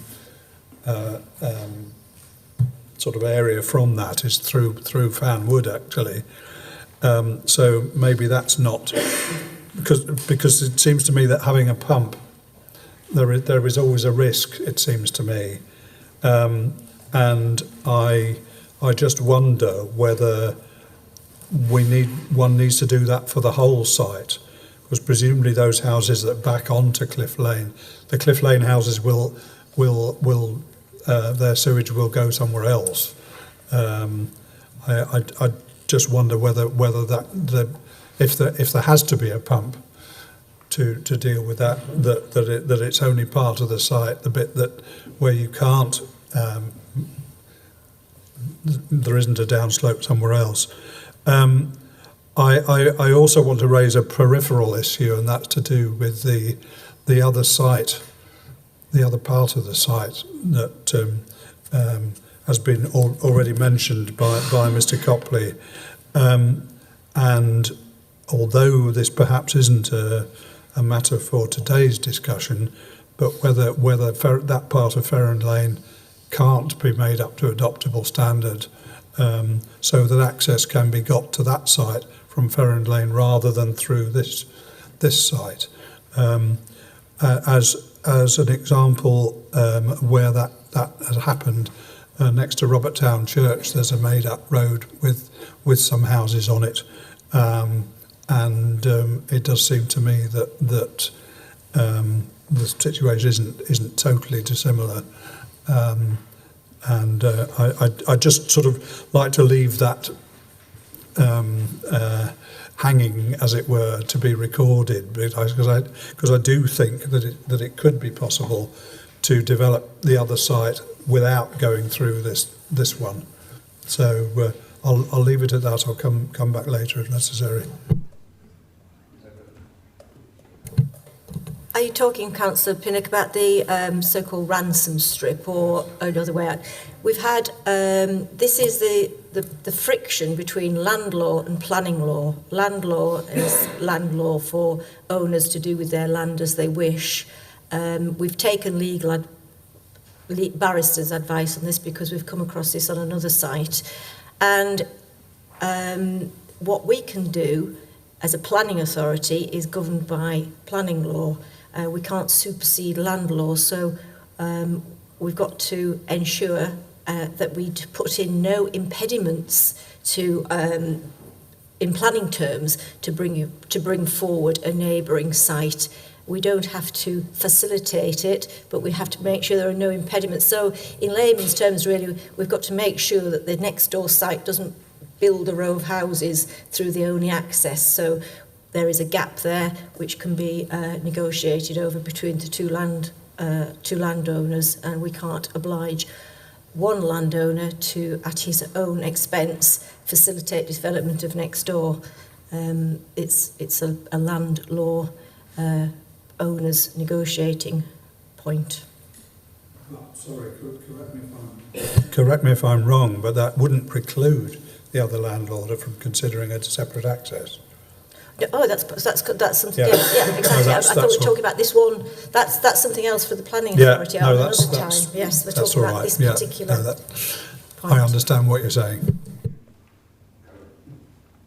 Yes, one of my comments was about that piece of the other phase 4. I mean, can we actually because I don't think it is condition that access so that there is, or if it's agreed today that access, we can't go back, or the owner can't go back on it.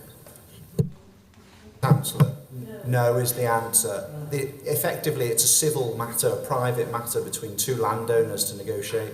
The plan includes a point of access up to the boundary, so it's facilitated. It can happen. You could ask for that construction to happen, but the connection is a civil matter. So no is the answer. Within the planning system, you're going as far as you can within the context of the master plan policy, and that's to help landowners of the same allocation work collaboratively, but you can ask them to work collaboratively in a financial way. In property rights, it's a civil decision outside of the planning system whether they do or not. Okay, thank you.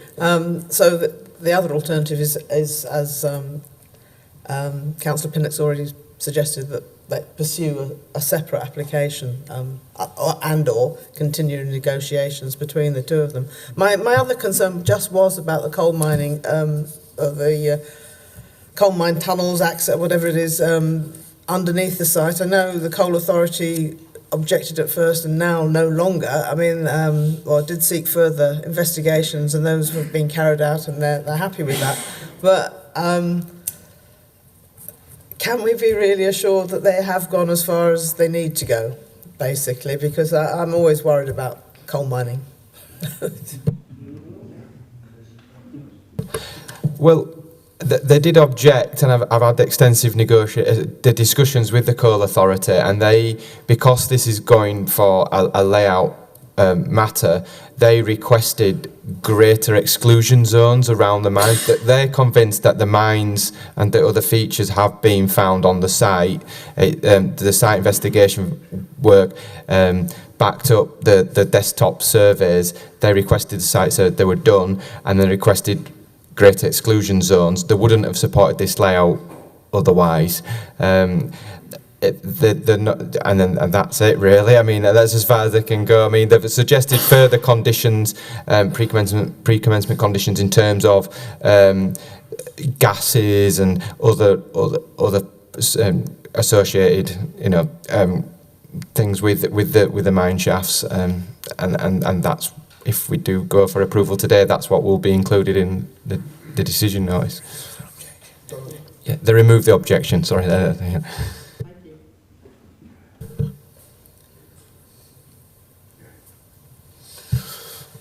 Thank you, Chair.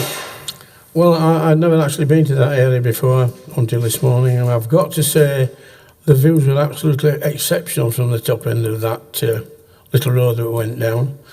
It reminded me very much of a small version of the Vale of York, because it is in a vale.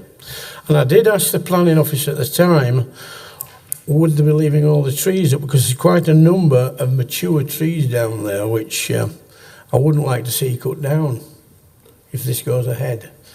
We've had too many trees cut down on my patch over the last few weeks, years. And a fully mature tree, when you cut a tree down that's fully mature, there's 200 gallons of water a day, there's nowhere to go. And you add all the excess water that we get, you've got a little flood, haven't you, if you put half a dozen or 8 down. Also, the hedges, you're going to cut a hedge down, aren't you, remove it. There's lots of things happening, hedges, there's wildlife, bird life, everything, you take that away. It's only over the last few years farmers have started replacing those hedges, and guess what? The hedge sparrow population has doubled in the last 2 to 3 years, and that's because they brought the hedges back. They took them all away, and now they're replanting them. I wouldn't like to see anything disturbed, because it's too good to build on, really, is that land, to be honest. It's good arable and good grassland. It's a good agricultural land. And if we're going to cover all the agricultural land, we're not going to be Queen Street in the other two's time, that's for sure. Anyway, I will say no more on that.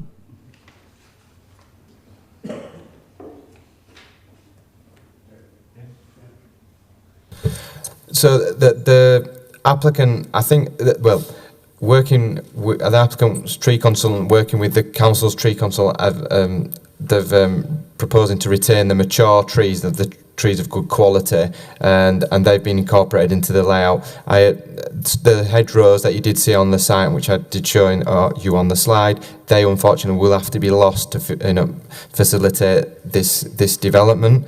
However, what we have asked for is planning conditions that along that northern edge, there's quite a substantial, in my opinion, boundary where more landscaping, trees can be incorporated, and a landscape master plan does show that, and we can secure that by way of planning condition.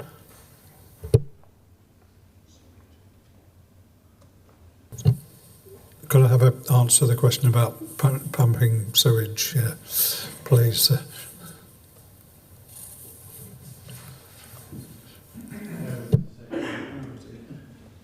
It's at 1059, Councillor, in the report, page 108, talks about pumping and the rate of discharge, and that it'll be put forward for sewers with adoption with Yorkshire Water. Details to be agreed. Yorkshire Water have not raised any objections to that element. Sorry, I think my query was about whether the whole site needs to participate in that, and whether, in fact, the houses at the back of Cliff Lane wouldn't be able to go into the existing. It's a drainage strategy that's accompanies this application at the moment. So obviously that will be worked out which properties will use the pumping station, which won't. It doesn't go into that. If I'm honest, when I remember reading it, and which properties will, which just says a pumping situation will have to. I think, as a general rule, as people who are part of the local planning authority, we should try and restrict the number of properties whose foul water is subject to pumping. And if there's any way in which we can ensure that some of the houses on this site don't have to go into that scheme, then I'm trying to ensure that unless we have pumps that are completely infallible, that never break down, then there are going to be occasions when things do break down, and I'm trying to restrict the number of properties where that could happen.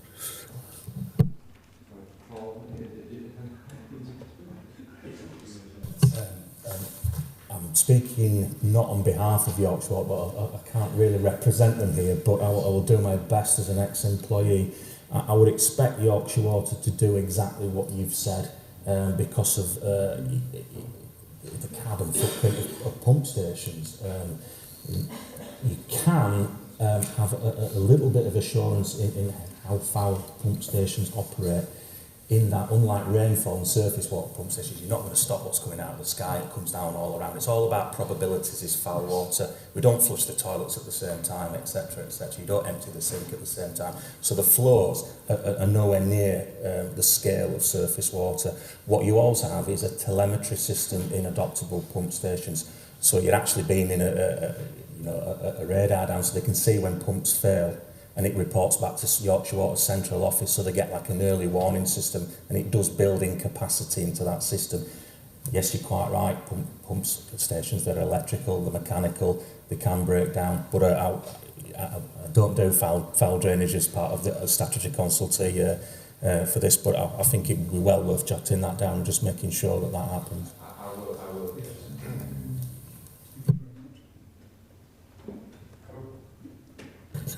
Well, having had those comments responded to, then I think I'm happy to move the recommendation of the officers. I'll second that.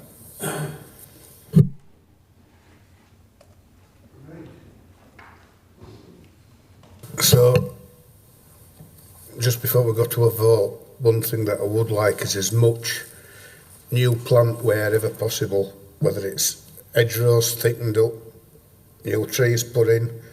In a place like this, I think it's extremely important that we do whatever condition it, any planting that we can. Extremely important. So, this has been moved by Councillor Pattison, seconded by Councillor Pinnock. Those in favour of the application, please show. 4.5.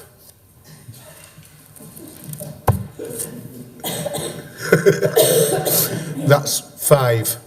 5 for, none against. So that application's passed.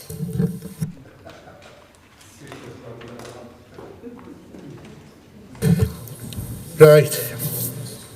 Next, we move up to page 117.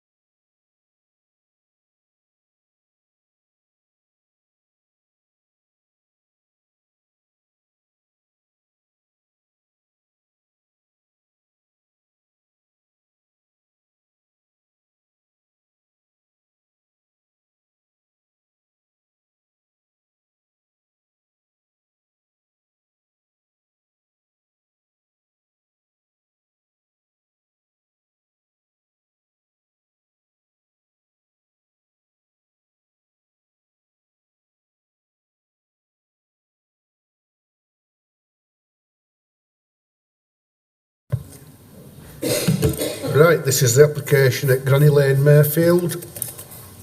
Glenn. Thank you, Chair. Is that on? Yes. Are we on the screen?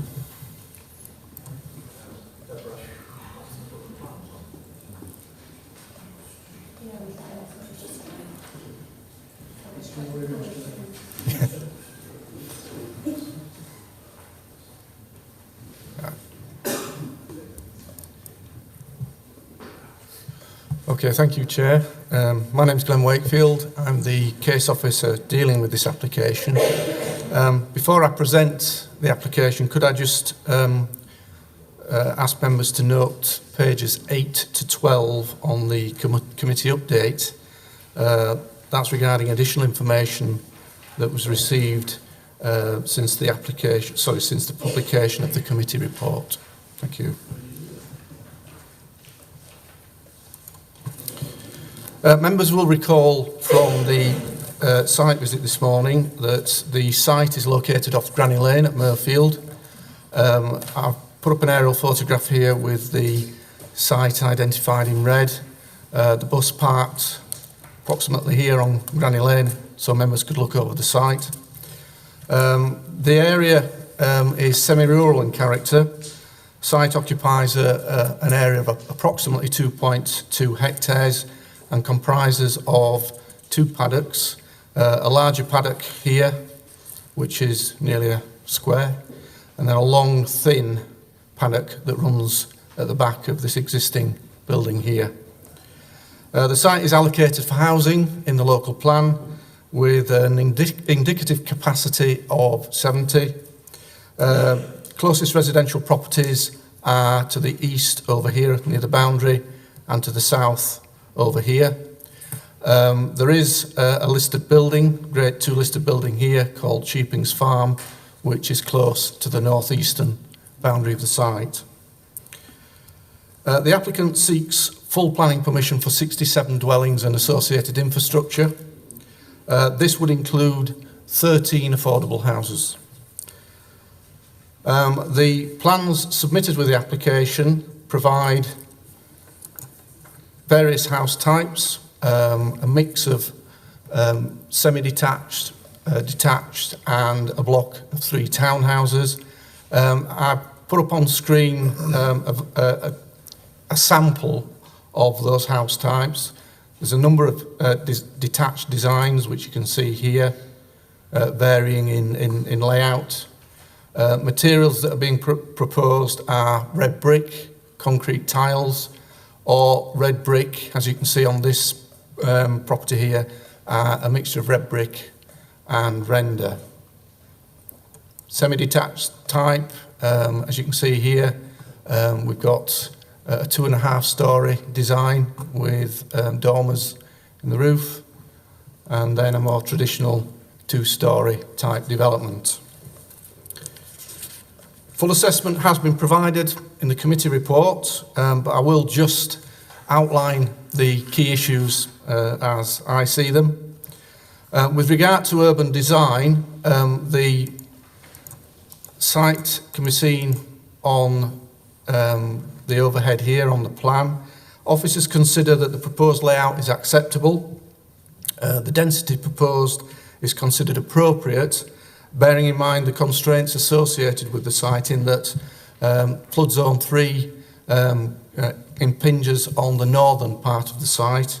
As a consequence, the applicant has designed the layout so all the dwellings fall outside flood zone 3. The proposal contains a mixture of house types, as I indicated previously, semi-detached, detached townhouses. The proposed layout includes public open space, which is here on the northern side of the site. That includes an equipped play area and open grassland. The public open space does actually fall short of what's expected for the scale of this type of development, and as a consequence, we will be looking to secure a financial contribution towards off-site public open space contributions. Details of that are included in the committee report.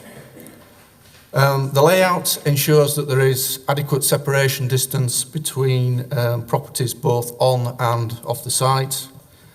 As mentioned earlier, they are proposing 13 affordable houses, which is in line with the adopted local plan.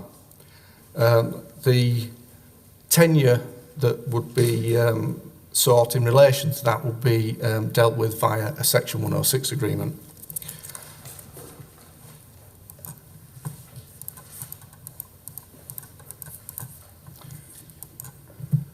The proposal would see the retention of some of the trees and hedgerows on site. This would help to mitigate the visual impact of the development. It's also proposed that hedgerow, tree and shrub planting will take place, as you can see on the plan on the screen. That indicates that there will be trees and shrubs, etc. planted. These will also provide habitat opportunities and therefore enhance biodiversity on the site. The applicant submitted an ecological impact assessment as part of the submission.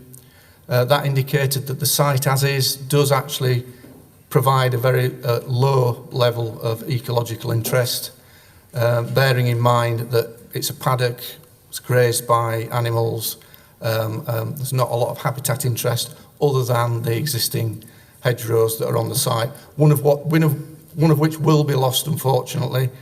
This one on the eastern side here will be retained as part of the development. Furthermore, the applicant has indicated that they will incorporate swift boxes, bat boxes and sparrow boxes on site to improve opportunities for bird nesting and bat roosting. As mentioned earlier, Sheepings Farm is a great two-listed building. That's that building there at the northeast corner. Officers consider that the layout of this proposal is such that it doesn't have a detrimental impact on the character or setting of that building. A recent archaeological survey has been carried out on site, which has revealed that there are some areas of interest. and it's therefore proposed to seek further investigations prior to development commencing by a planning condition. The site is located within flood zones 1, 2 and 3. The northern part of the site is therefore at high risk of flooding. That's the area here that's shaded purple on the plan. A flood risk assessment has been submitted by the applicant to support the application. This concludes that the site can be developed without increasing flood risk on the site or in the vicinity of the site. Following initial objections from the lead local flood authority and the Environment Agency, these were withdrawn following the consideration of further information provided by the applicant, which included changes to the proposed surface water drainage regime. This is subject to the inclusion of conditions which are outlined in Section 8 of the report. Following amendments to the proposed surface water drainage sewer regime, which will involve a gravity-fed system to an existing sewer and include attenuation measures, that would restrict the discharge rate to 5 litres per second. Yorkshire Water have indicated that they don't object to the proposal, again subject to conditions included in Section 8.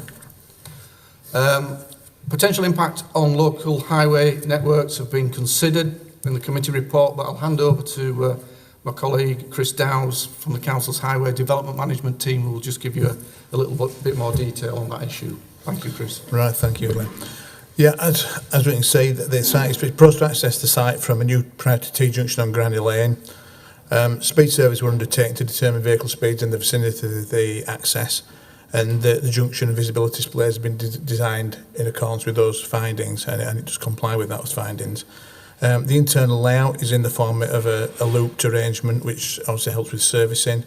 This complies with the Kirklees Highway Design Guide, and it's an adoptable layout. It's designed to an adoptable layout, comprised of traditional estate road, shared surface with the occasional private drives.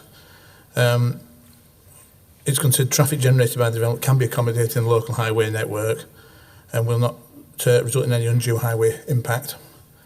Access and layout are considered acceptable. From a highway perspective, the development is considered acceptable. Thank you, Chris.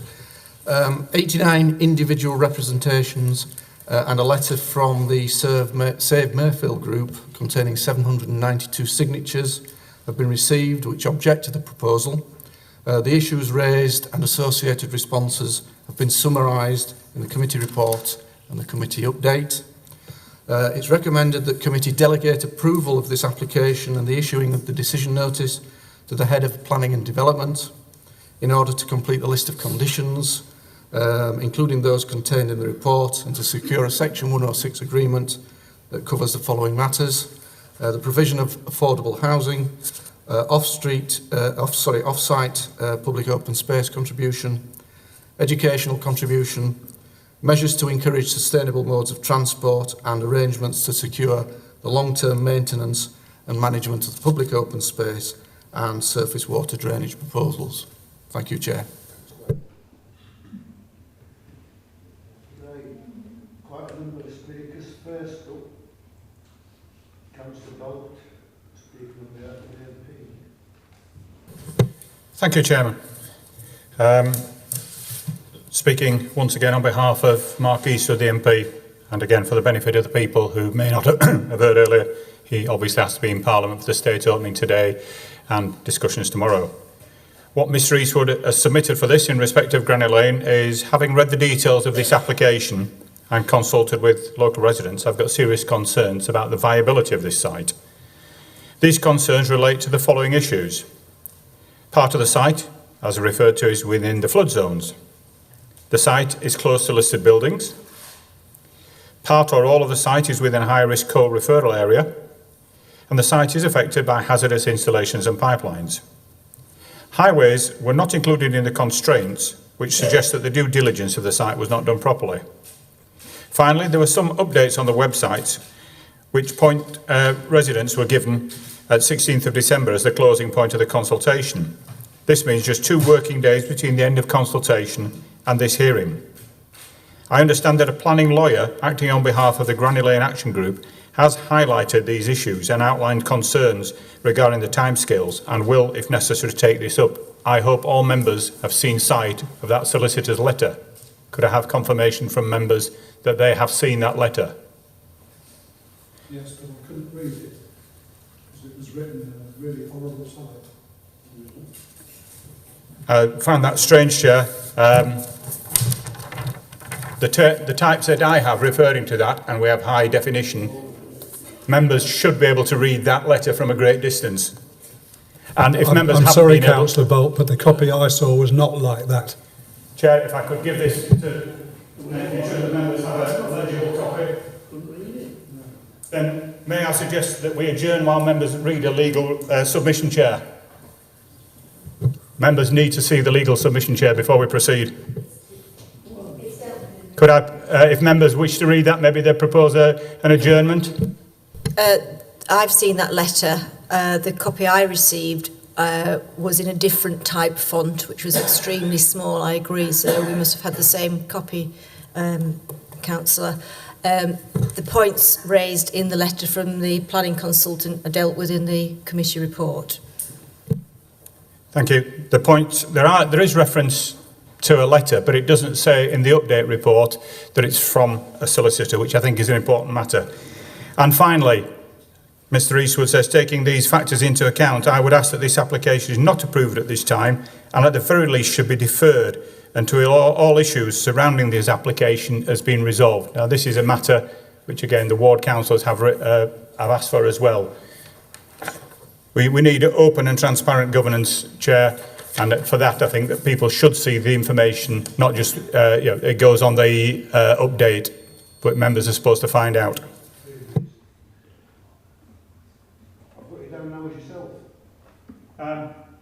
If I could take it, if I could now be Councillor Lees Hamilton, Chair, by some strange leap, who's got a driving test at the moment. I've got it, and Councillor Lees Hamilton said she had spoken to officers to request that I present this on her behalf because she's conducting a driving test at this time, so obviously she's got a pupil who's...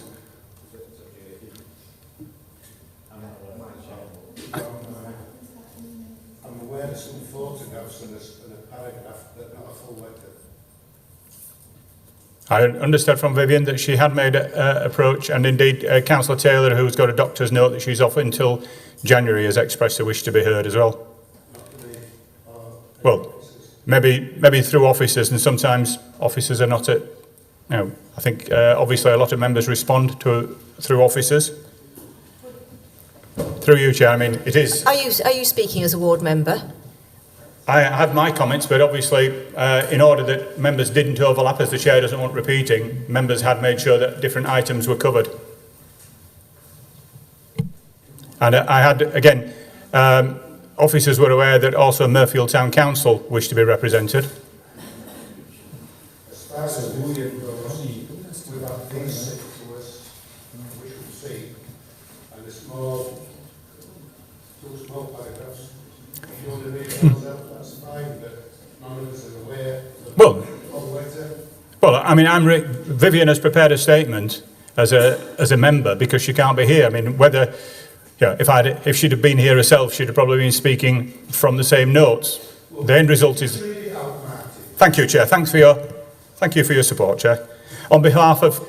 I'm just saying, just read it out, because I really haven't got time to be arguing with you. Thank you, Chair. Mr Chairman, members of the committee, my apologies that I cannot be here in person. It will come as no surprise that I object to this planning application. I objected to this plot of land being allocated at the local plan stage, and with good reason, as the land floods regularly and has done so since before I was born, which is a long time ago, she says. This plot of land, which I shall now refer to as the Water Meadow, sits at a lower end of what I would call a natural amphitheatre, formed by the high hills of Upper Hopton, and as we all know, water will find its lowest level, i.e. the Water Meadow. I hope you've had a chance to have a look at photos that I sent by email on Monday. Those photos show the state of the water meadow on the 7th of November this year, after heavy rainfall. Stennard Lane and Granny Lane was closed to traffic at that time due to the road being underwater by lunchtime. Later that day, Newgate also flooded under the railway bridge. There are only 3 access roads out of Lower Hopton to travel to the A644. Stennard Lane, Newgate and Hopton New Road. 2 of the 3 roads were underwater and impassable to all road users. This left Hopton New Road as the only access out of Lower Hopton to the centre of Mirfield and the A644. That evening I had to travel into the centre of Mirfield. It took 20 minutes to reach the traffic at the traffic light control junction. It was chaotic. Back in 2004, the late Dave Gill, a highways officer, said that those traffic lights were beyond saturation point at that time. Indeed, colleagues, he said that the capacity was at 110% at that time. I remember that very well. 15 years later, and the volume of traffic has increased exponentially. So has the frequency of flooding in this area, and on Boxing Day 2015, all the roads out of Lower Hopton were blocked by flood water. Having read the officer's report for this application, there are several discrepancies I will call your attention to. Firstly, the shortfall in public open space. Where are the children of this development going to play?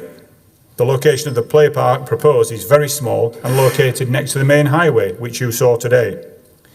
I had some traffic counts and speed percentiles conducted on this highway in late October. The daily average for both directions across the 3 counts is 2,928. That's a lot of vehicle movements on a lane. And because it's a lane, it's not wide enough to refer to as a highway. The average speed percentiles were close to the shipping, 85 percentile at 32.9 miles an hour. You've seen this danger yourself. On the narrow section of road by Dr. Reddy's, which is the European manufacturing arm of a multinational chemical company, average speed percentile, again 32.9. And most worrying of all, the residential area of Granny Lane, the average speed percentile 38.9 miles an hour. Have highways officers factored this information into their safety report? Vehicles are speeding along this section of report and the curbs are very narrow. I would not want to walk along this lane towards your site visit. I hope that the bus driver brought you along Stennard Lane, which indeed he did, and I hope you saw the narrowness of that. You will have seen on Stennard Lane a concrete fence. We are informed by highways officers this is a demarcation fence. It is not a safety barrier between the road and the river and not designed to prevent vehicles going into that river. I hope the bus driver has then taken you up Hopton New Road so you can see the problems with parked vehicles near the railway station. These occur on a daily basis. Paragraph 6.3 of your report refers to this land being in flood zones 2 and 3 and the high risk from coal mining. I know as a resident of Hopton that this area was extensively mined in the past. It was a drift mine where the miners walked down the tunnels. Have the officers checked where the old mining tunnels are and how much water these may hold? I note that the site is affected by hazardous installations and pipelines. Honestly, I'm not even sure if this land is fit for grazing. It's certainly not fit for housing families. The application breaches several local plan policies. LP20, sustainable travel. You can't get a bus to Dewsbury from this location. The site is a distance away from the nearest bus stop and curbs are narrow. Highways and access and the vehicle movements and speeds are referred to. Flood risk. The land and adjoining land floods frequently and one should take into account the area impact. LP49, educational needs. Lower Hopton Junior and Infants is oversubscribed and does not have a safe walking route to school from the proposed development. LP53, contaminated and unstable land. The land is contaminated from drift mining and there's a lot of sand and gravel in the areas. As they're coal, there used to be a different route many decades. Thank you.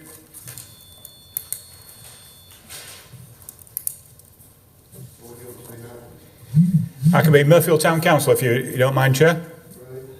Thank you. And speaking on behalf of Mirfield Town Council as the current Town Mayor, you will have seen that Mirfield Town Council submitted a formal comment to this, raising objections.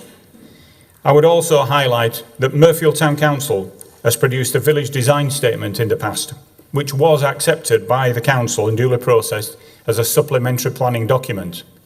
As a supplementary planning document, it should feature in all reports pertaining to Mirfield. There is no reference to that SPD in this report, and that's another reason why I believe, Chair, that this should be deferred to have a complete report brought back. The developer has submitted a desktop study on archaeology.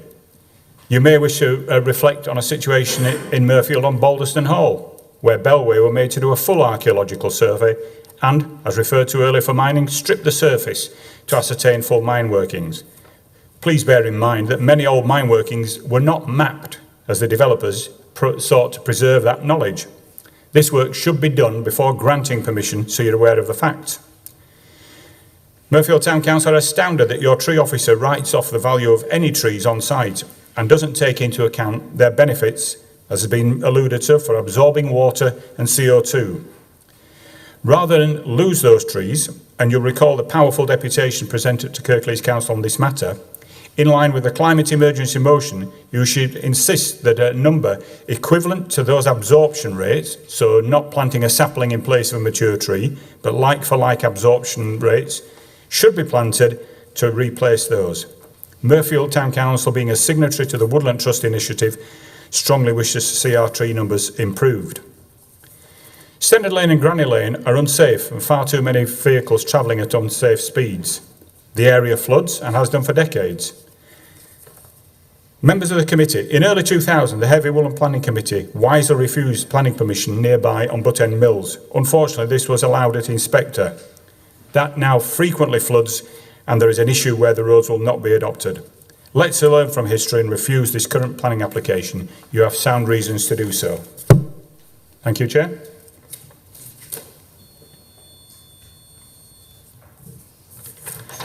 And thank you, Chair. Reverting to myself now. You've heard many good reasons for refusal, which I fully support, although I would ask first that the matter is deferred, Chair. Flooding. The comments show no mitigation for flooding in the surrounding area. The consultants' plans can be flawed, as evidenced by the failure of retaining ponds on Mirfield 25 and the fact that the developer there is now having to run pumps 24 hours a day. NPPF refers to areas at risk, not just the red line boundary of a development. I'd like to compliment Mr Farndale, the lead local flood authority officer, for his diligence in suggesting schemes, but concerned that the conditions can be waived without reference to this committee on approval.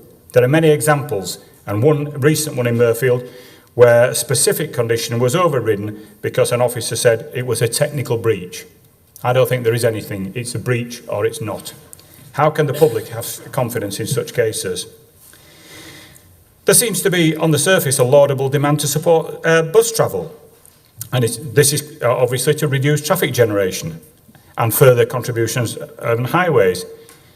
Members should be aware that the Metro recommended distance a person should walk is 400 metres.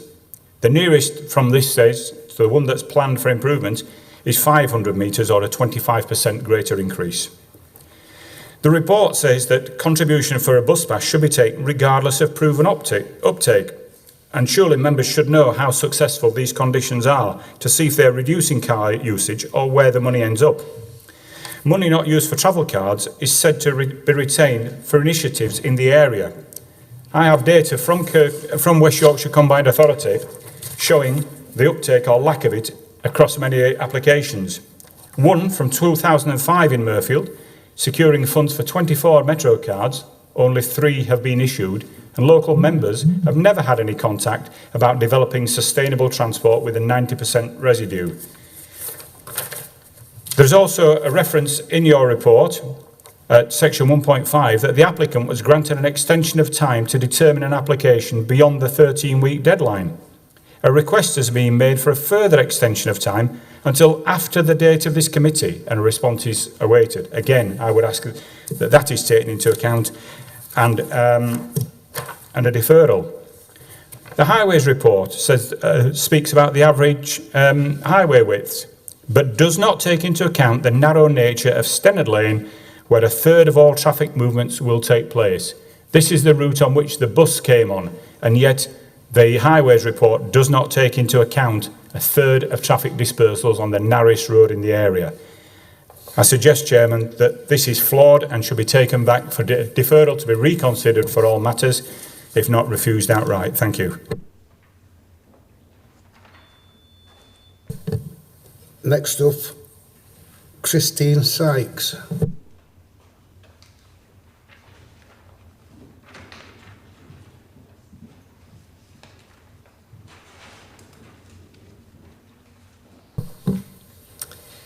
Mr Chairman. Have you got photographs to? You've got them. Are you referring to the photographs? Yeah, the montages that have been. I thought they were yours. No, you've got them. No, I thought you were going to speak to them during the course of your speech. Pardon? The council's leaving for a week. Are you going to speak to this? I'm going to speak to them. No, right. No. The person who speaks to that has handed out at the time. Sorry. Sorry. Mr Chairman and committee members, I'm reading this on behalf of Cheryl Tyler, who is ill. I am chairman of Save Murfield and we object to this application. It will have a negative impact on existing residents and the highway network, contrary to both local and national planning policies. The site is allocated in the local plan, but thankfully that does not automatically equal approval. It is surprising and alarming that highways were not considered a constraint in the local plan allocations. I believe this to be a failure of due diligence. The road network travelling east towards Dewsbury is already very dangerous, and an amplification of traffic will have an unacceptable effect on highway safety. The land in question acts as a natural soakaway for water runoff from surrounding hillsides. This flooding occurs very frequently, and indeed as recently as November the 7th, when surrounding access roads had to be closed. No one understands the issues in relation to this site better than the local community, and they have no confidence in a badly drafted and ambiguous flood risk assessment from the developer. Incorrect statements have been perpetuated in the officer's report. For that reason, the residents recently engaged KRS Environmental, who produced a detailed technical review of the plan, which was submitted on Monday. In their opinion, there are definite grounds for refusal. Of course, residents want to preserve the open space, but their main fear is that developing the site will increase the possibility of flooding to their homes and the surrounding area. Public consultation ended on Monday after the publication of the officer's report. This smacks of predetermination. No new evidence could have received proper attention in the last 2 days, and it is very unlikely that you will have been availed of correct and complete information. Our planning lawyer agrees this is unacceptable and has advised that unless there is a deferral or refusal, we could challenge through the courts and could take it to the Ombudsman. Departmental housekeeping before Christmas is no excuse for a failure to provide you with all the information or to recommend approval of unsuitable plans. In the last Strategic Planning Committee meeting I attended, the late Councillor Paul Kane had a heated exchange with a senior planning officer who was virtually demanding that a site was approved. Councillor Kane pointed out that the planners make recommendations, but the committee makes the decision. I urge you to listen to the evidence and please refuse the application. Thank you. Next, it's Liam McConnell.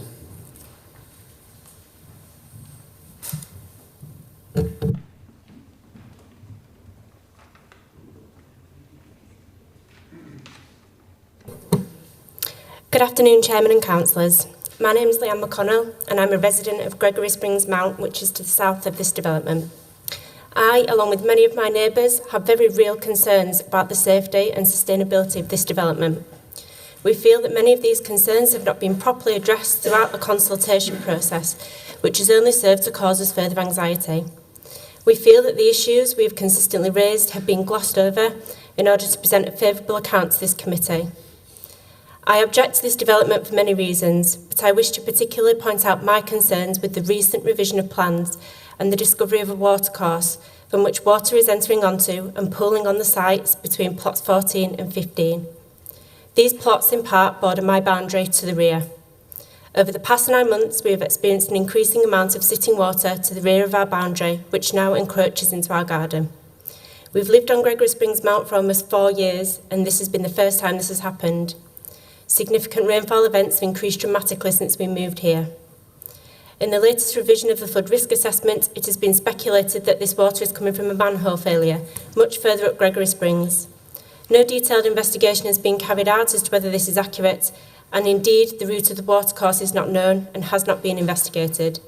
As a resident, I find it astounding that unmarked watercourses were not considered when this site was allocated in the local plan, given the nature and location of this site. This discovery has led to the inclusion of a surface water drainage corridor in the plans between plots 14 and 15.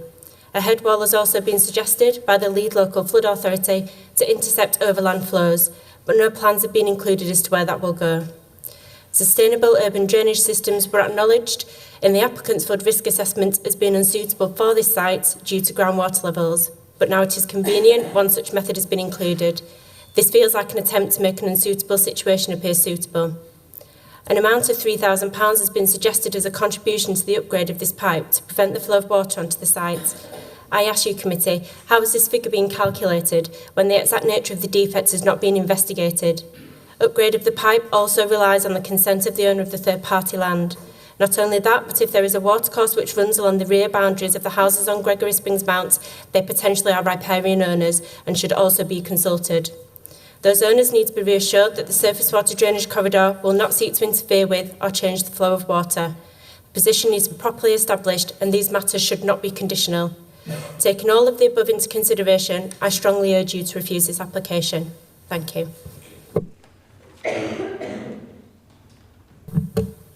Next, it's Francis Thompson.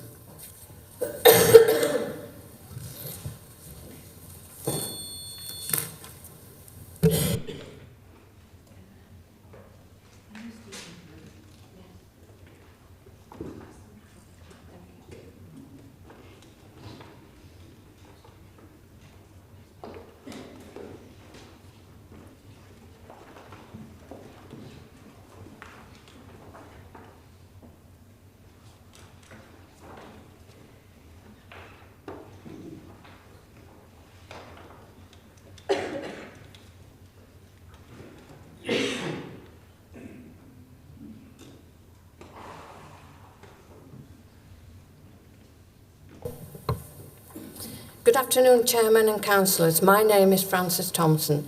I have lived on Granny Lane for over 34 years, and what was once a calm and tranquil lane has now become a dangerous route which people use to avoid the considerable congestion on Huddersfield Road.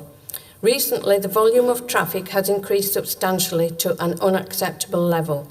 Stannard Lane and Granny Lane have become a rat run for speeding and careless drivers of all sizes of vehicle, putting pedestrians and other road users at risk of safety. September of this year saw a serious road accident on Granny Lane to the west of the site, with the vehicle narrowly missing pedestrians on the pavement. Granny Lane was closed for a long time to allow emergency vehicle access. Increases in traffic would put the local highway network under immense stress, resulting in more accidents like the example. The next one could be the fatality waiting to happen. Another road closure was put in place again in October of this year due to a house fire. The lane could not accommodate large emergency fire appliance vehicles and commuter traffic. The lane is not wide enough or safe enough. Road closures due to flooding occurred during the months of July, September, October and November of this year, causing chaos with traffic having to find a turning point. The pavements are inadequate in width and substance and only available on the one side of the carriageway. Pedestrians of all ages and abilities, some with pushchairs and small children walking, often having to step into the carriageway either to pass an oncoming pedestrian or a car parked on the pavement. This is unacceptable for obvious safety reasons. There is no safe place for children walking 1.3 kilometres to infant and junior school to cross the roads, and the idea of children walking on these dangerous narrow lanes is thoughtless to their safety. Traffic generated by the proposed development on roads designed for a horse and cart with several blind bends will have an unacceptable impact on the highway and accordingly the planning application should be refused, consistent with guidance provided in the MPPF. The impact on surrounding roads has not been properly considered. It would be a reckless decision to approve such a development in a totally unsuitable position. The application does not take into account increased air and noise pollution, and this having an impact on the rural community's health, well-being and safety. The application should be refused on all safety issues and consideration to life. Thank you. Thank you, Chair.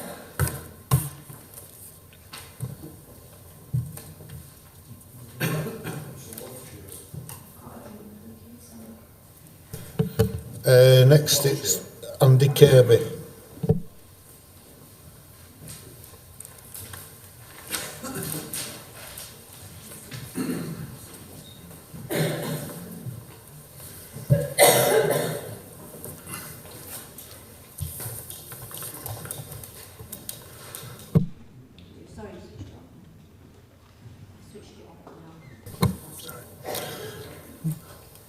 Chairman, members, good afternoon. I'm Andrew Kirby of Northern Transport Planning and speak on behalf of local residents who consider the site wholly unsuitable for residential development on highway grounds. The site is remote from local bus services, with the nearest bus stops more than 500 metres from the site and only an hourly service available. There are no shops or community facilities within a reasonable walking distance. Footway provision locally is totally inadequate, and cycling is definitely not a safe option for young or less experienced cyclists. The site is therefore not well located for sustainable development. The proposed development of 67 dwellings would generate around 300 additional vehicle movements over a full day. Lengthy sections of Granny Lane and Stennard Lane are too narrow for a car and larger vehicle to pass, with this inadequacy compounded by a series of sharp bends with restricted visibility.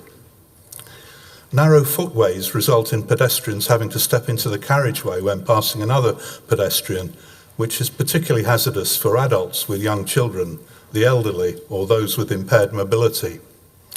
This problem is compounded by vehicles frequently overriding the footway to pass an oncoming vehicle.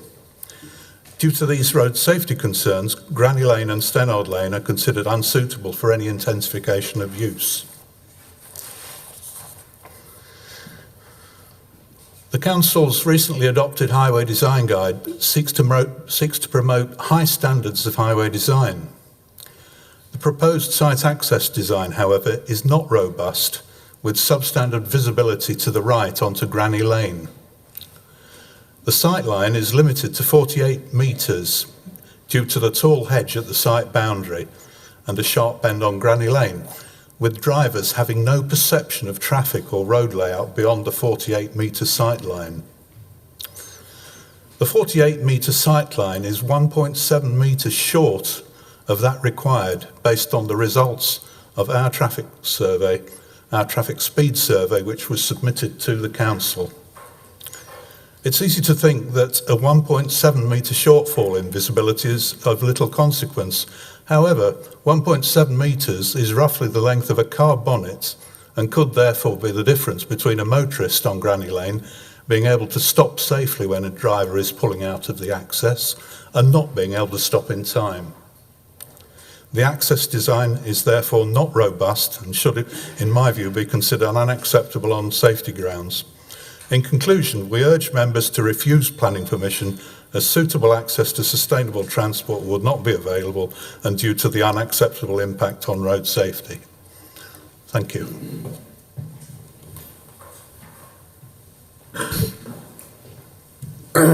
Ian Wooling.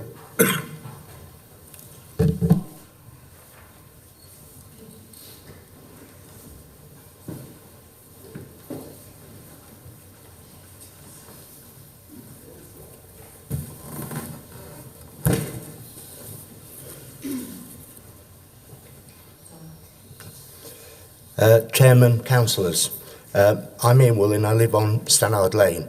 I'm glad I'm talking to you because we've been getting nowhere with the council officers.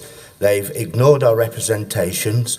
They've even put their recommendation days before the consultation ended. This was no consultation.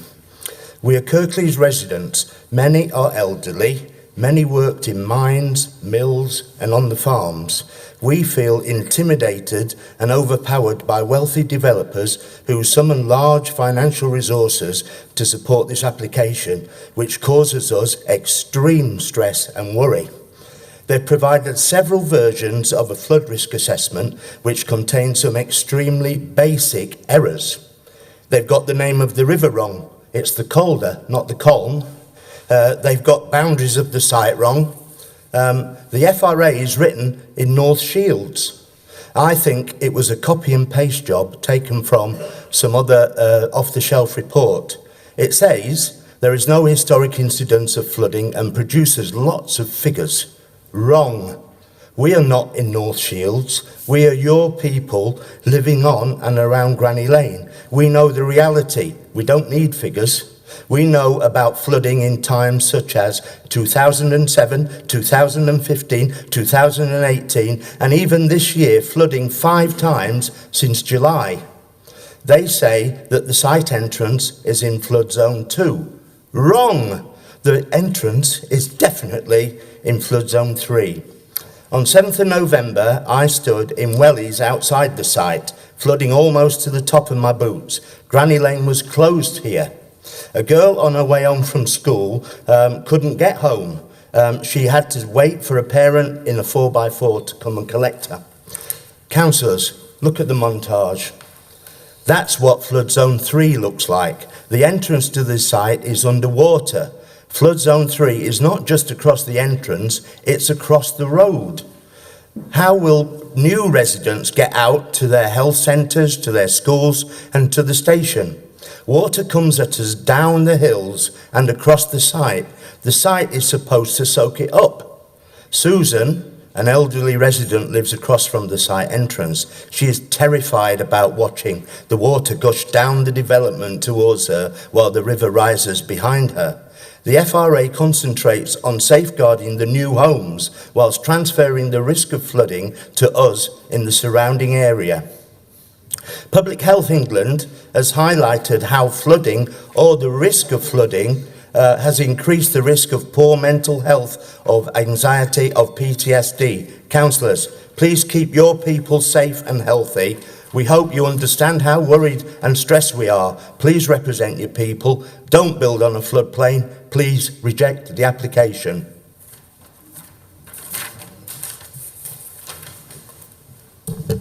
Next, Veronica Mayer.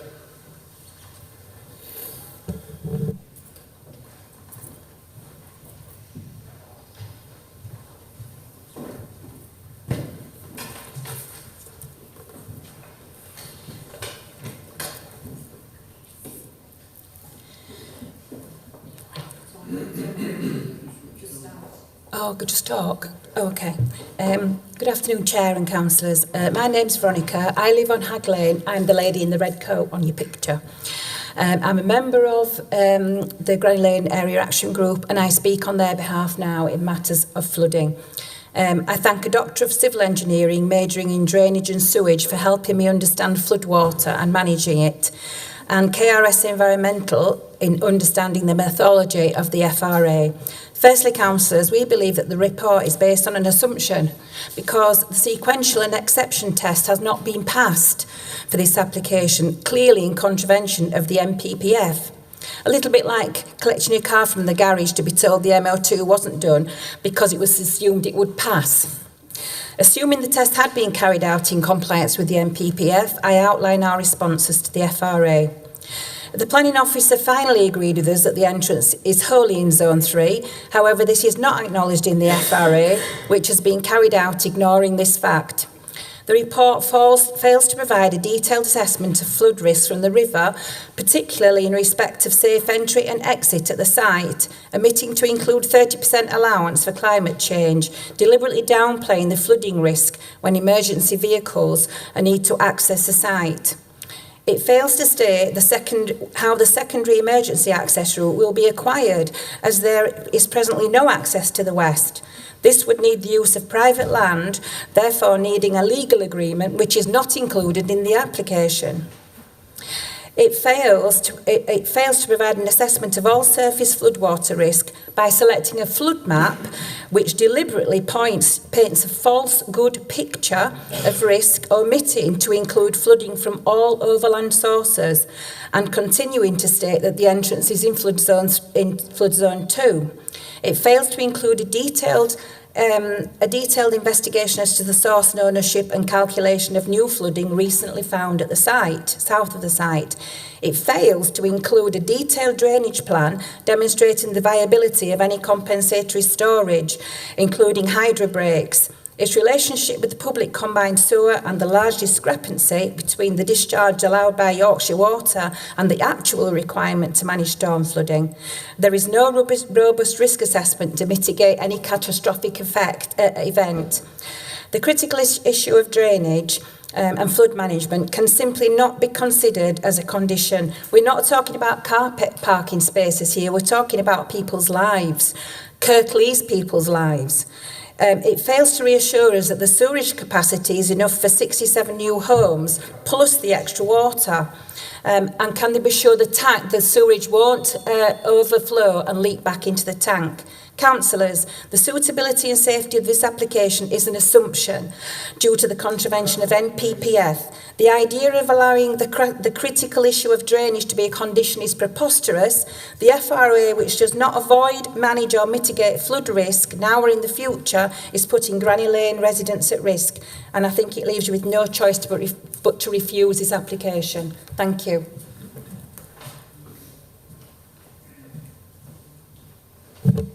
Kate Broadbank.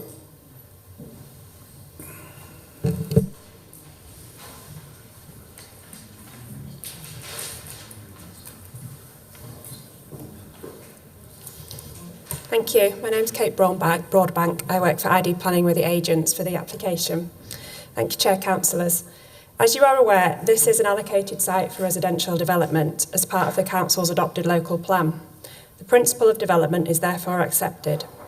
The scheme provides a mix of house sizes and styles, 20% affordable housing, public open space, landscaping and acceptable setting of the adjacent listed buildings. All financial contributions required by the Council have been agreed by the applicants. We are aware that there are a number of technical matters that are causing concern to local residents, specifically highways and flooding. During the course of the application, we have met with council officers and consultees a number of times to discuss these matters and have revised the proposals and provided additional information. The scheme has been confirmed to meet all technical requirements and all consultees are happy with the details. In terms of highways, safe access and egress has been demonstrated, with the site entrance meeting the required visibility displays based on the more onerous speed surveys done by the residents' consultant. Acceptable parking has been provided for each dwelling and for visitors in line with Kirklees guidance. The existing network has been surveyed and is operating safely at present and will continue to do so in the future with the development. Our highways engineer will speak after me to respond on the comments that have been made about this matter. In terms of flooding and surface water, both the lead local flood authority and the Environment Agency have been involved in discussions at all stages of the application. We've submitted levels and detailed drainage proposals already that have been confirmed to be acceptable and undertaken full assessment of all areas that we've been asked to do. Again, our drainage engineer is here and will speak after me to provide you with these details. We've investigated and resolved all issues the Council has raised and the scheme meets all the guidance and policies. We therefore hope you feel comfortable following your officer's recommendation and approving the application. Thank you.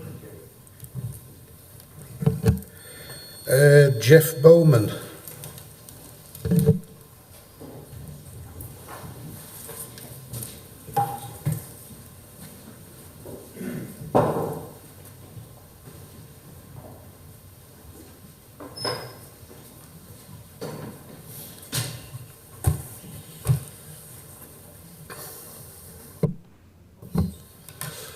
Good afternoon. My name's Jeff Bowman. I work for Brian G. Hall. We're transport consultants for the application. I'd just like to respond to some of the comments made and that have been made this afternoon. Obviously, highways officers are happy with the scheme as we put forward. Just to bring it to your attention that we actually overestimated some of the traffic flows in our assessment at their request. We actually believe that the traffic flows are slightly less, but we based it on officers' request, and we've got a highway solution that we believe works. We provided data on the accident records within the vicinity of the site that show that on average there was 2 accidents per year over the 5-year period we analysed. Obviously any accident is a cause of concern, but there was certainly no patterns or no clusters of accidents. Just to pick up some of the other points raised by Mr. Kirby and the issue of the visibility, we did our own speed surveys by a sub-consultant that carried out a survey. Obviously the objectives, I think, used Mr. Kirby to do his. They were slightly different. That's not surprising. Just the fluctuation of traffic speeds from time to time. But the impact was, as a result of the impact, we designed the visibility displays around his figures, and Manual for Streets 2 recommends a manner of measuring visibility displays to the nearest vehicle track rather than the channel line of the road, and therefore we were able to comply with the speeds and the visibility displays from the objector's speeds readings. I don't agree with the comment about the ability for 2 vehicles to pass on Granny Lane. It's not specified in terms of what was said, what vehicles he was talking about, but certainly 2 cars can pass, and probably 2 vehicles, a car and a light goods vehicle could pass. So it's a case of being a bit more specific about what exactly is achievable there. But that's also based on my experience of driving along the road in question.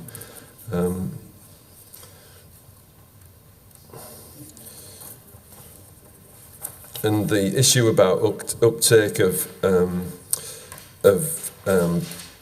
bus passes through WICA, it's hardly the applicant's responsibility to get residents to take them up. If we make the offer and the commitment and the considerable funding to make that an offer, and we deliver a meaningful travel plan, we're doing whatever we can really to deliver sustainable travel and encouraging it. The offer's there, residents can take it, and some of that can if there's not all taken up, there's second choice for future residents to take them up. Okay. Ross Oakley.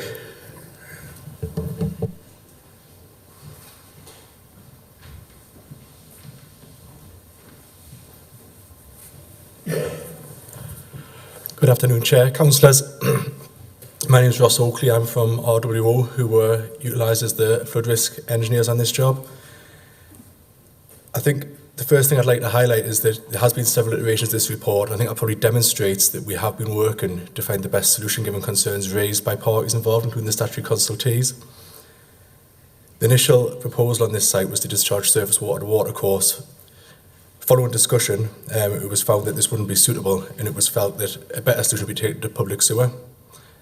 This in turn has reduced the loading on the watercourse in the local area, because the flows from the site under the new proposed scheme, will discharge directly to combined sewer rather than watercourse.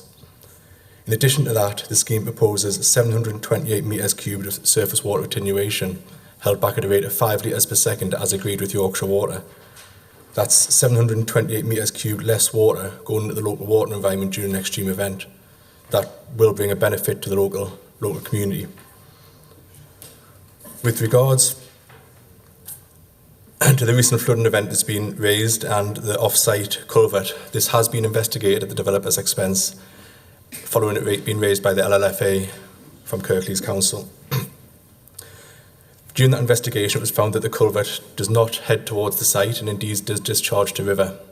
That information has been shared with the LLFA to assist with their with their investigations. In addition to that, the developers agreed a contribution to assist with off-site works, which has been requested, and I see that as a benefit. It doesn't impact on the site, but offers benefit again to the local community. I think there's been a few questions raised by the residents, and just to clarify on a couple of them points, if I may. The emergency vehicle access is not to the west, on the western boundary, it is to the west of the proposed access. This is visible on the architect's layout. In addition, the site entrance is located in flood zone 2 and 3, which we have stated in the report. And that is what it is and has been agreed with the Environment Agency and again with the other statutory consultees. Finally, I'd just like to highlight one more point, and that's that the application the developers submitted has a full drainage scheme in there with finished floor levels, road levels. This removes any uncertainty on what is being proposed for the development. It can be seen by all members and has been reviewed by the relevant consultees. Thank you. Next, it's Dave Hoyland. Yeah, I'm not going to speak. I won't be speaking. Right. I think that's it. So, members, it's over to you.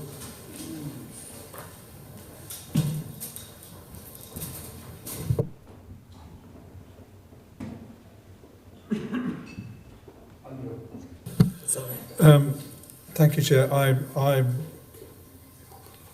would be very tempted to refuse this application if it wasn't for the fact that it's an allocated housing site. However, Councillor Bolt has raised one or two issues which might merit deferring it.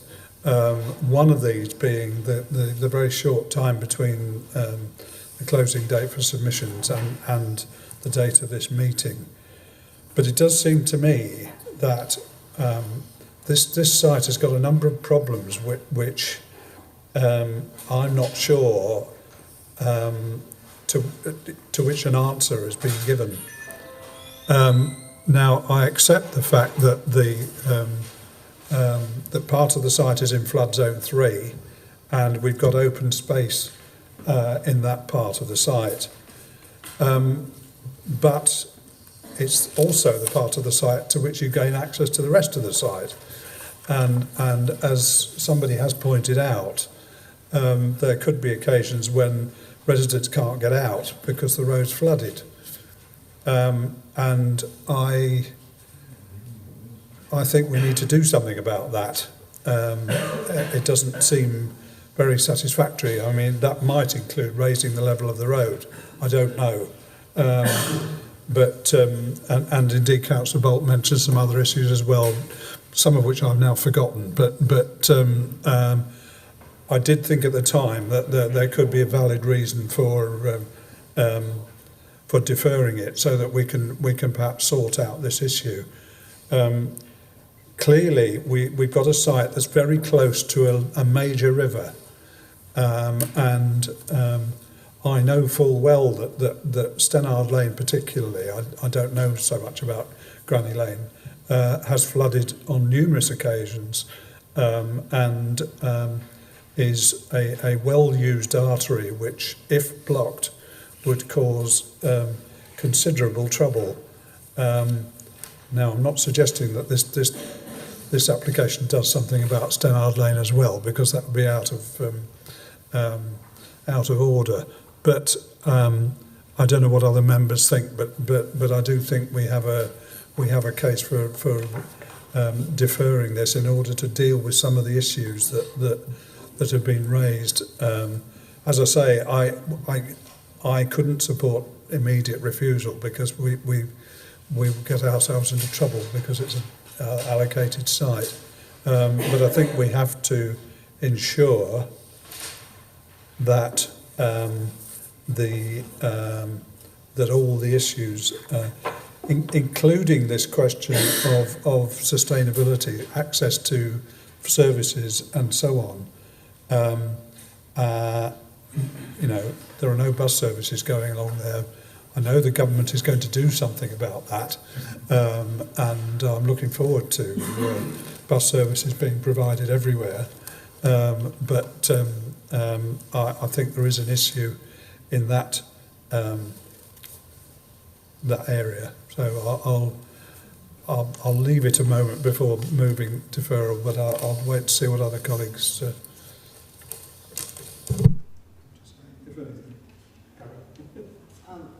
Well, actually, I was just going to come back on the flooding, but I didn't know if anybody was going to respond to that. Thank you, Councillor. There's a number of points. I think you do need to hear from your highways engineer on some of the issues raised, and you do need to hear from the Lead Flood Authority as well to formulate the view, because there are answers to all of these questions.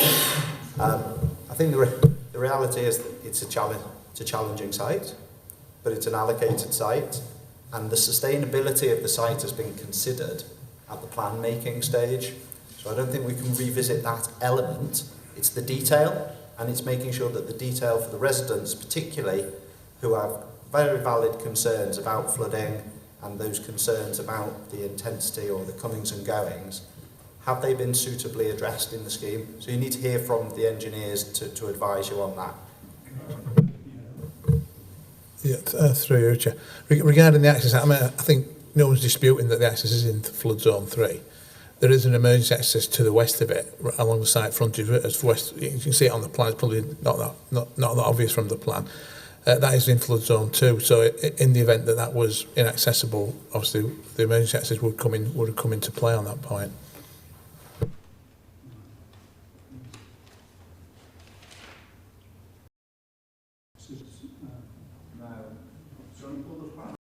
I'm not party to such discussions, but I take that point.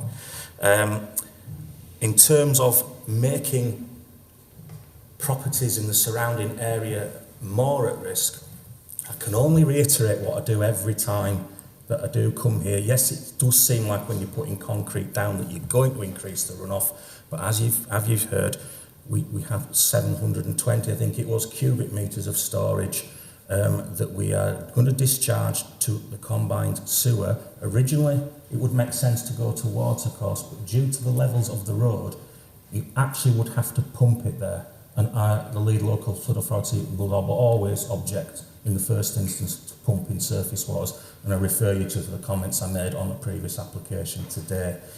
So what you're getting now is betterment from Greenfield runoff. In terms of the sewerage capacity, Yorkshire Water have raised no objections on that. They have to declare where sewers are under capacity to Ofwat, and there are no declarations in the vicinity of the site. We had surface water flood risk. As mentioned before, when we were out and about on the November the 7th, and I take this opportunity to thank the residents who we spoke to, who may well object to this site, but were very helpful in pointing out, the local sort of variances to what the flood maps are showing. And it was on these visits that we have discovered that there was an unmarked watercourse that couldn't be considered at the local plan for the very nature it was unmarked. And a sum of money has been requested. We have experience of doing this sort of work. It is in a field, you don't have to dig up a road, you don't have to instate a road, and £3,000 we feel is adequate to replace this. We do not need the landowner's permission as Lead Local Flood Authority to carry out watercourse improvements. Now, please don't take that as any threat. You've got to understand we will get situations in Kirklees where an owner won't repair the watercourse that he or she is responsible, and we may have to step in at some point. In this case, we can bring such work forward because we've got an allowance as part of the 106 in this application. That's a lot to go on, I appreciate, but if you have got any questions on the comments I've just made, I'm glad to reply to them. Can I come back to my original question? I was going to ask. If you want to ask a question, you ask it.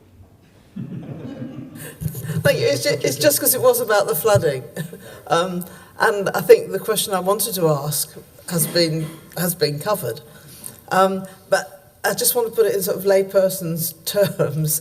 I mean, the pictures that we've seen, if all of the work in terms of the combined sewer and the work to the unmarked watercourse and other things that you've been talking about, if you can say this, if all of that work had been done on November the 7th, would those levels have been lower? That level of water? In terms of main river flood risk and evidence, you're probably better going back to Boxing Day 2015, where, to put it in layman's terms, Murfield copped for it. Now, in the Environment Agency's mapping of that event, it borders the site and doesn't come onto it. In terms of photographs of surface water running off, one thing that will be taken out of the equation, that water hitting the actual site and working its way to the bottom will be intercepted by the design drainage system, stored and released slowly. What the site won't affect is we use the word water course, you might conjure up the River Calder in your head. This is a small culvert, never less important, and Does Pond behind Gregory Springs Mount, I think it is, in a dip, works its way over, forms in another dip and works its way down to site. It's coming out of what we call a grip in the woods and not getting into the culvert identified. So the work will reduce the likelihood of that happening. If you want me to say on any site, anywhere, that flood risk will be avoided, I cannot control what comes out of the sky.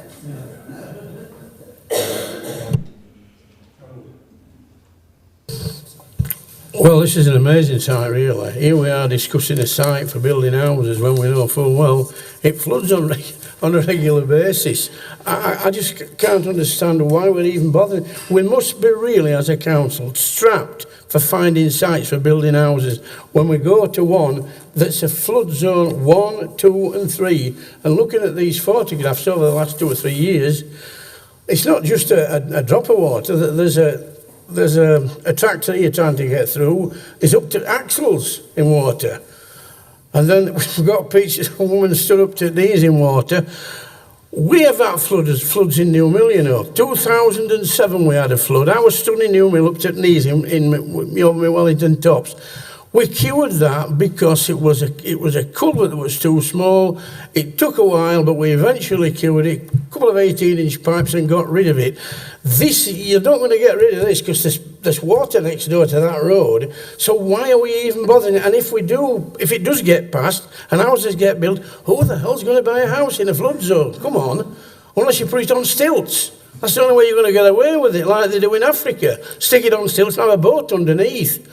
If you want to go shopping when it's white, it's absolutely crazy. We're even sitting here debating this because I know as far as I'm concerned, it gets a big no-no, and I wouldn't want anybody to buy anything down there if the houses got built. Well, I don't think they would. So yeah, let's get some common sense. If you're going to start picking areas out to build houses, for goodness sake, pick them up the hillside. Don't pick them next door to a river that's a known flood area. 215, 219. What else have we got?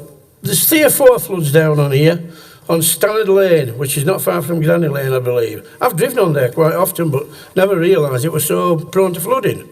So I can understand those people waving banners this morning. When I look at it, they're not. I mean, they're just trying to say, well, look, don't build on here. It's just not fit, and it isn't. And with the best will in the world, Yorkshire Water, Environment Agency, whoever you put on down there, they would not guarantee to cure it. Because it could just happen overnight, get a flash flood, and that's it.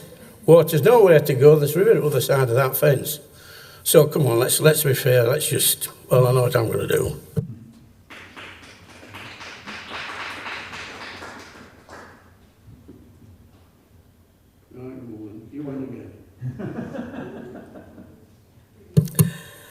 Well, I do understand the problem of, the fears of flooding, and it's obviously very recent. I mean, the November floods are very, very clear in all our minds. I mean, that was it was exceptional, as was the December 2015. I do remember that one as well. But I have to say I am assured, I believe, by everything that we've heard about everything that can be put in place to mitigate the floods. I mean, unfortunately, with global warming, perhaps we are getting too many floods, and I don't know when it last flooded down there before 2015, though I can remember a time a few years before that, I think, when Murfield was flooded again. But we are strapped for housing, and I do think the houses are protected. I think it's worth the risk, and I think that's what the developer has obviously decided.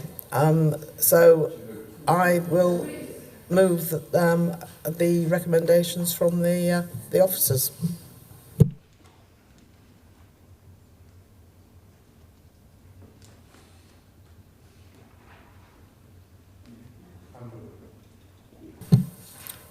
Thank you, Chair. I haven't had the chance to look through the conditions, but it does occur to me that there ought to be a condition about floor levels. I don't know whether it actually says that. Somebody will point out which one it is. Yes, but has that been incorporated in the list of conditions? Because it does seem to me. Sorry, folks. I can't see which. Well, is this? Through you, Chair, if it helps. Condition 7, is it? Yeah, that detailed flood risk and drainage measures would include the recommended conditions that the Environment Agency have suggested. I mean, I'm not too bothered about the houses at the back end of the site, but the ones that are in flood zone 2, where there is a slight risk of flooding, the floor level of those houses needs to be raised a bit. And presumably that condition will deal with that. Yes, the Environment Agency have recommended that floor levels are stipulated at a particular point, and that they shouldn't be below that point. So that's what we would pick up by a condition. And this has been discussed with the developer, has it? Well, we would condition that. We could, yes. Yeah. But what I'm trying to say is they are a willing participant, I mean, I know what I said to start with, but frankly, from what Mr. Farndale said, I have, like Councillor Patterson, I gained considerable reassurance from his expertise on this matter, and it's very helpful to have such expert advice, frankly, and I will second the motion.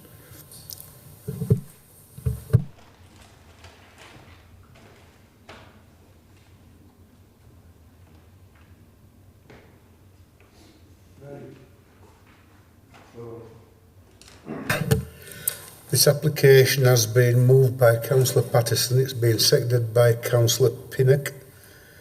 Those in favour, please show. Against? Abstain? 311. The application's approved.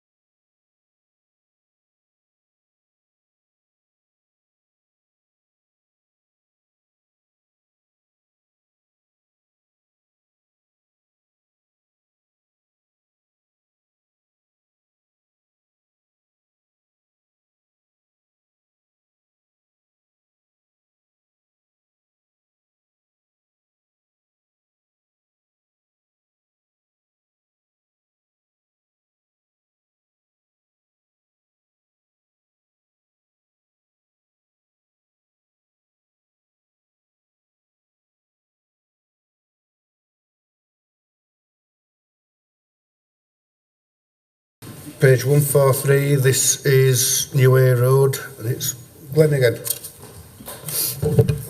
Thank you, Chair. Again, my name is still Glenn Wakefield, and I'm the case officer dealing with this application. Have we got the screen on again? Yeah. Again, I just draw members' attention to page 12 of the committee update, which includes information that has been received since the publication of the committee report. I'm not going to provide a detailed presentation on this particular application, bearing in mind members will recall that this came to committee last month and was deferred. I will just give you a brief reminder of what it is, and then I'll outline the reasons why it's deferred and the outcomes from that. Application site is located approximately 2.5 kilometres northwest of Huddersfield, within a setting which has a high density mixed residential and commercial character. It's highlighted on the aerial photograph there in red. Site itself is approximately 0.8 hectares. Photographs of the site that were taken earlier this year give an indication of its current condition. As you can see, an open area. There was formerly a building on there that was demolished and cleared, and then the existing mill buildings, some of which are occupied by existing commercial operations.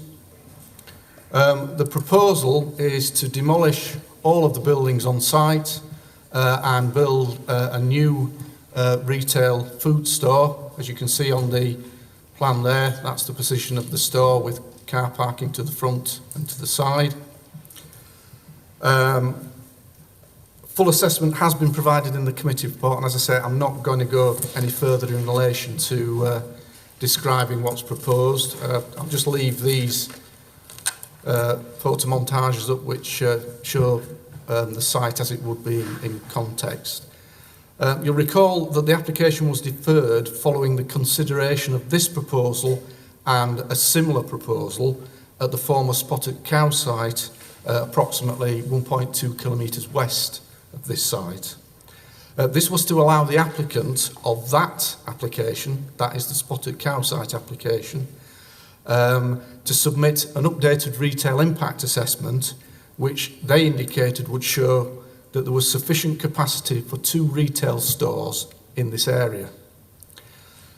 As indicated in the committee report for this proposal, the updated retail impact assessment was independently assessed by consultants appointed by the council, and it was concluded that it did not provide sufficiently robust evidence to support the view that 2 new retail sales sites can operate in the area without having a detrimental impact on the vitality and viability of existing local centres. However, the retail impact assessment that was submitted to support this application, which again was independently reviewed, did indicate that there was sufficient capacity for a single store in the area. Consequently, as recommended at last month's committee, it's again recommended that this application be delegated back to the Head of Planning and Development in order to complete the list of conditions, including those contained in the report, and to secure a Section 106 agreement which requires the submission of a financial contribution of £13,000 towards the provision of a bus shelter. Thank you, Chair.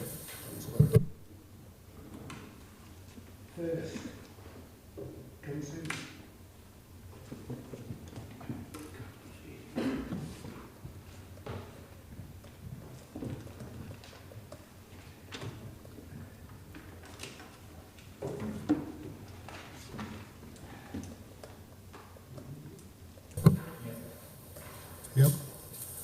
Thank you, Chair. We've had a long afternoon. I'm not going to delay it any longer, and I'll keep quite short and sweet. You may wonder why I'm here, and do I know anything about the area? Yes, I did. I lodged up at Wilmer Drive donkeys years ago when it was a cosy nook and had some happy hours on a double seat in that cinema, but now it's a retail complex, and it's been doing very well. As a town centre planners and as a committee, I think we have a duty of care. And what I see here is that Celandine Nook now is at the stage where this care needs to be thought of and what we do.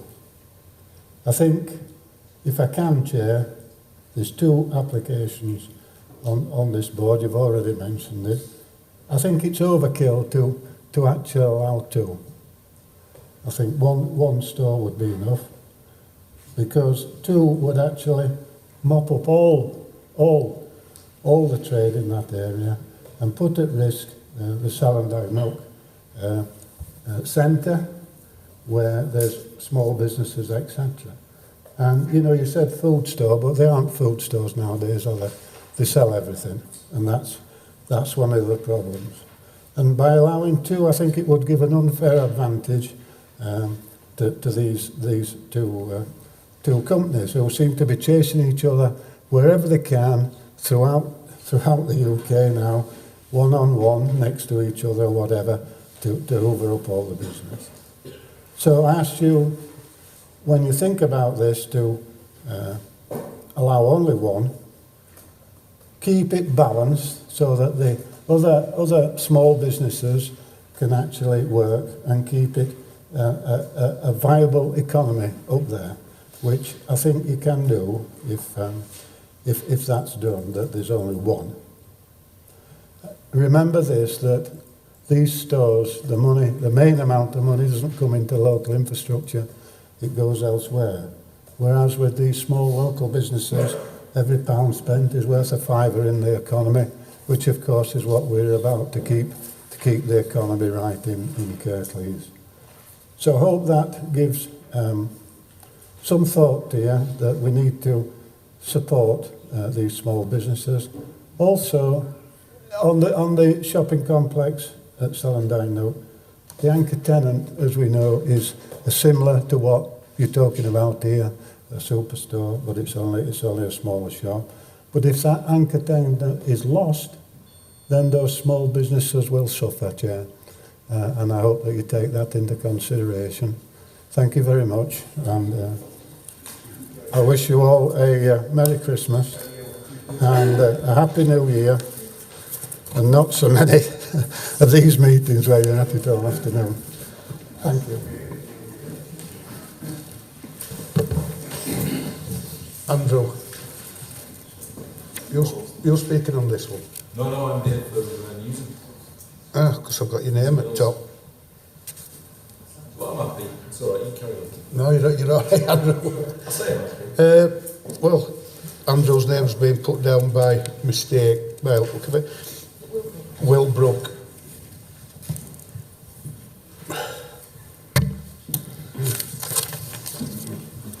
Councillor Cole. Yeah, well, I thought it was strange, but...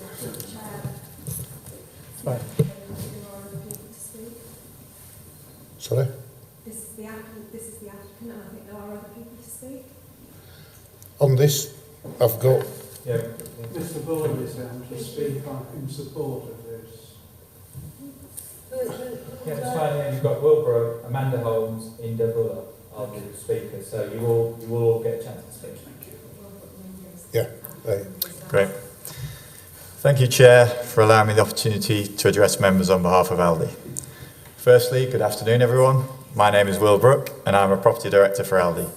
I'm here today in person to emphasise Aldi's continued commitment to building a new store at New Hay Road.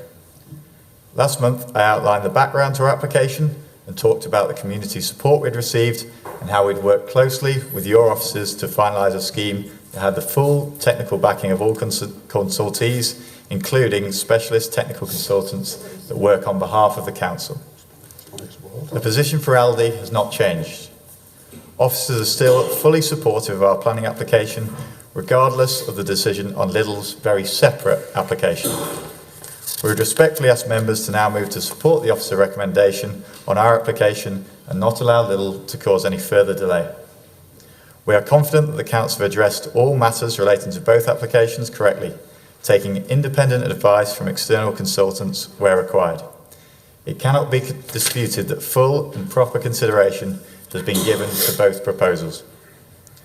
The retail policy issue is just one of 3 reasons for refusal of the Lidl application. Even if the council were to ignore this, which members may be minded to do, there are still 2 further policy reasons for which the Lidl application has been recommended for refusal. Turning back to the Aldi site, the application is in line with planning policy. The site is brownfield land in need of regeneration, and Aldi will bring a number of benefits, including local jobs, investment and convenient shopping choice. We respectfully ask, therefore, that members support the officer recommendation and vote for an Aldi approval. Thank you very much for your time today, in particular to this chair for allowing me to speak. Thank you. Next, Amanda Holmes.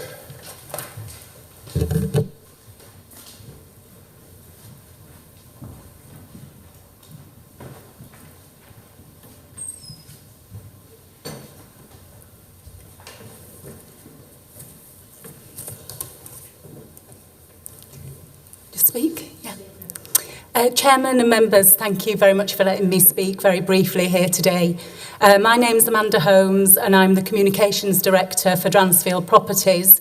Our company owns Oaks Mill on New Hay Road.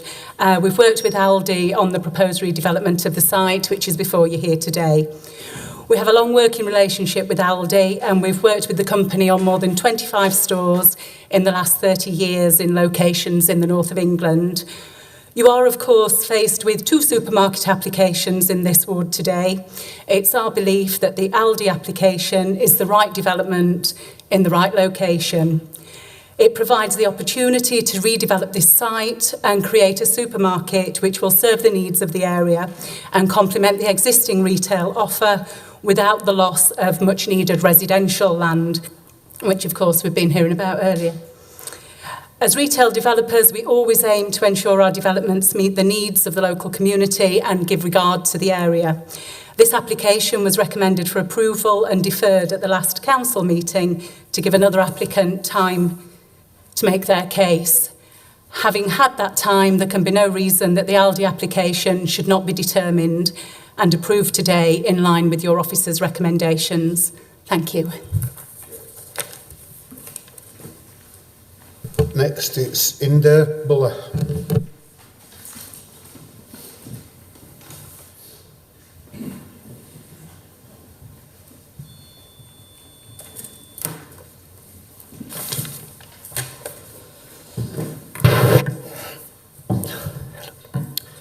I'm here on behalf of the owners of Saladin Nook, the customers and all our tenants, as well as the fish and chips and the Indian takeaway next door. During the last committee meeting, one of the members of the planning committee pointed out that they regularly shopped at Lidl and Aldi and they had to travel to the far side of town, etc., and they would like one in the area.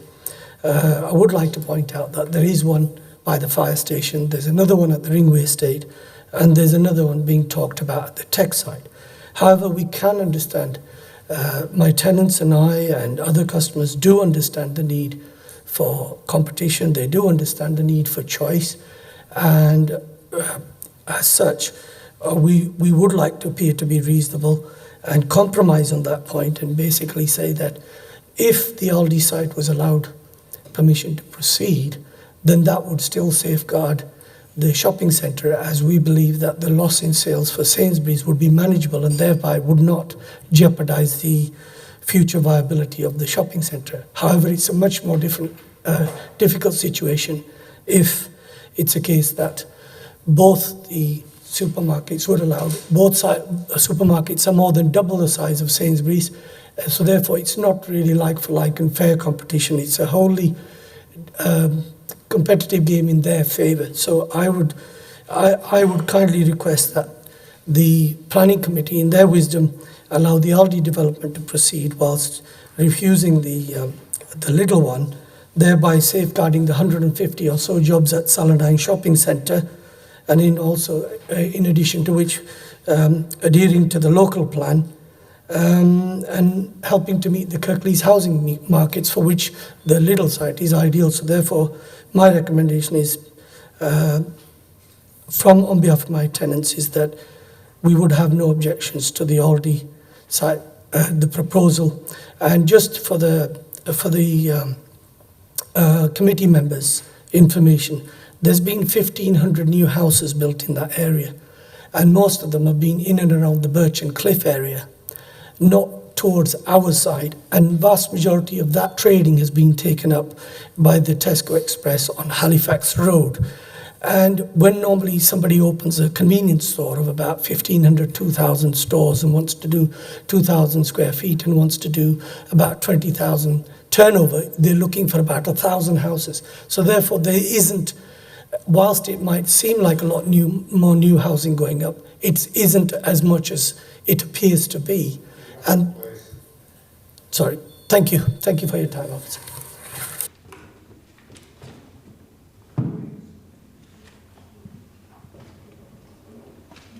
Sorry, you registered to speak against the application, Jonathan Wallace?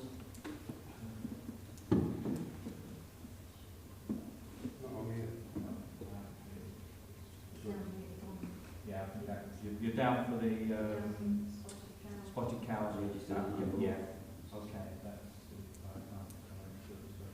Right. Yeah.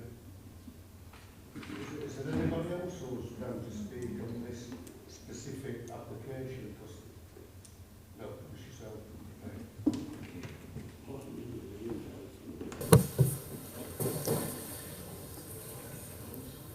Good afternoon, Chair and members of the Planning Committee. I'm Jonathan Wallace from Lichfield's Lidl's Planning Consultant.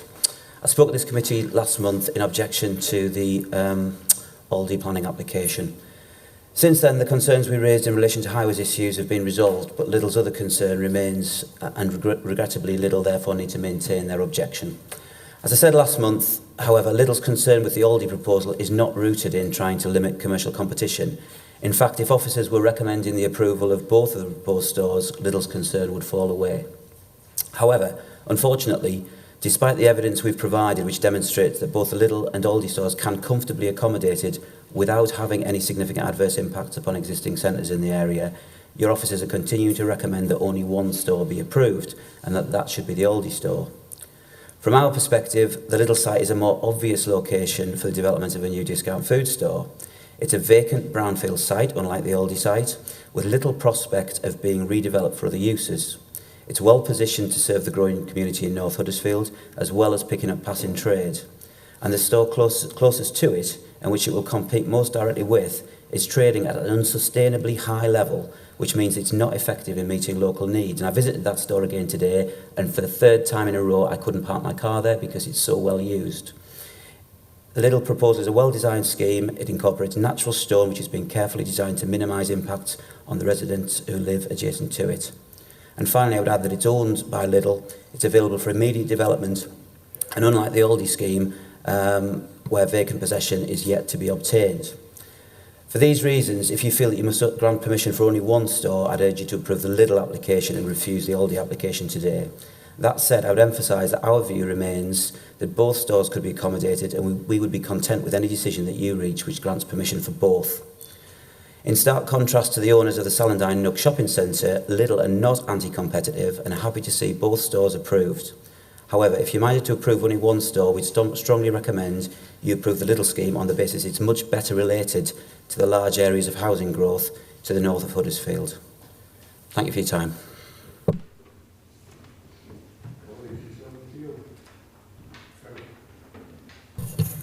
I'm just going to speak very briefly. I mean, I think it's... I am only going to speak about the Aldi application. I really do not think we should be bringing the Lidl application into this at all. And I think it's really unfortunate that we've been put in this position. So I'm only going to talk about the Aldi application. The Aldi application, I am quite happy to see that brownfield site used for Aldi. I think there's sufficient shopping needs for that. I think the only person who might suffer is the Londis right across the road from it. I don't know if they've said anything about it, but I am quite happy to move this application for the Aldi store. Thanks, Chair. Yes, I would like to second this one, and I too am only going to talk about the Aldi store in relation to this application. I think it's well located. It's on a site that needs to be dealt with, and it's got no other constraints in terms of planning policy. So I'm happy to second it.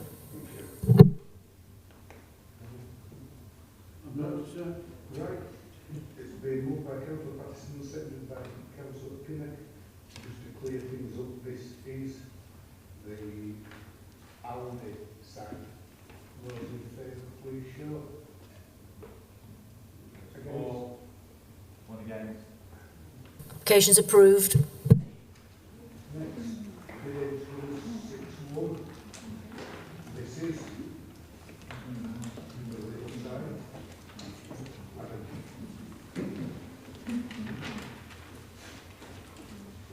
Thank you, Chair. Adam Walker, I'm the case officer on this application. It's for a new food store that's been submitted on behalf of Lidl, as we've just been hearing, at the former Spotted Cow public house. The application was deferred at the last meeting to enable the applicant to submit a revised retail impact assessment. It was based on some up-to-date survey work commissioned by the applicant. This retail information has been submitted and has been independently assessed on behalf of the council. Members will note that there are 3 recommended reasons for refusal. These are unchanged from the previous recommendation. Turning to retail matters first, the issue centres on the cumulative impact of both the proposal and the Aldi application, which members have just considered. As standalone stores, it's accepted that neither would have a significant adverse impact on local centres. However, based on the advice provided to the council by the independent retail analysis, there's not sufficiently robust evidence to support the view that both the Lidl and Aldi stores can operate without having a detrimental impact on the vitality and viability of existing local centres, and in particular the nearest local centre at Celandine Nook. At this point, I'd like to bring in Chris Watts of Cushman and Wakefield. Now, Cushman and Wakefield carried out the retail assessment on behalf of the council. He's here to give an overview of the work that was undertaken and is available to answer any questions. Thanks, Adam. Good afternoon. My name's Chris Watts, Associate at Cushman and Wakefield.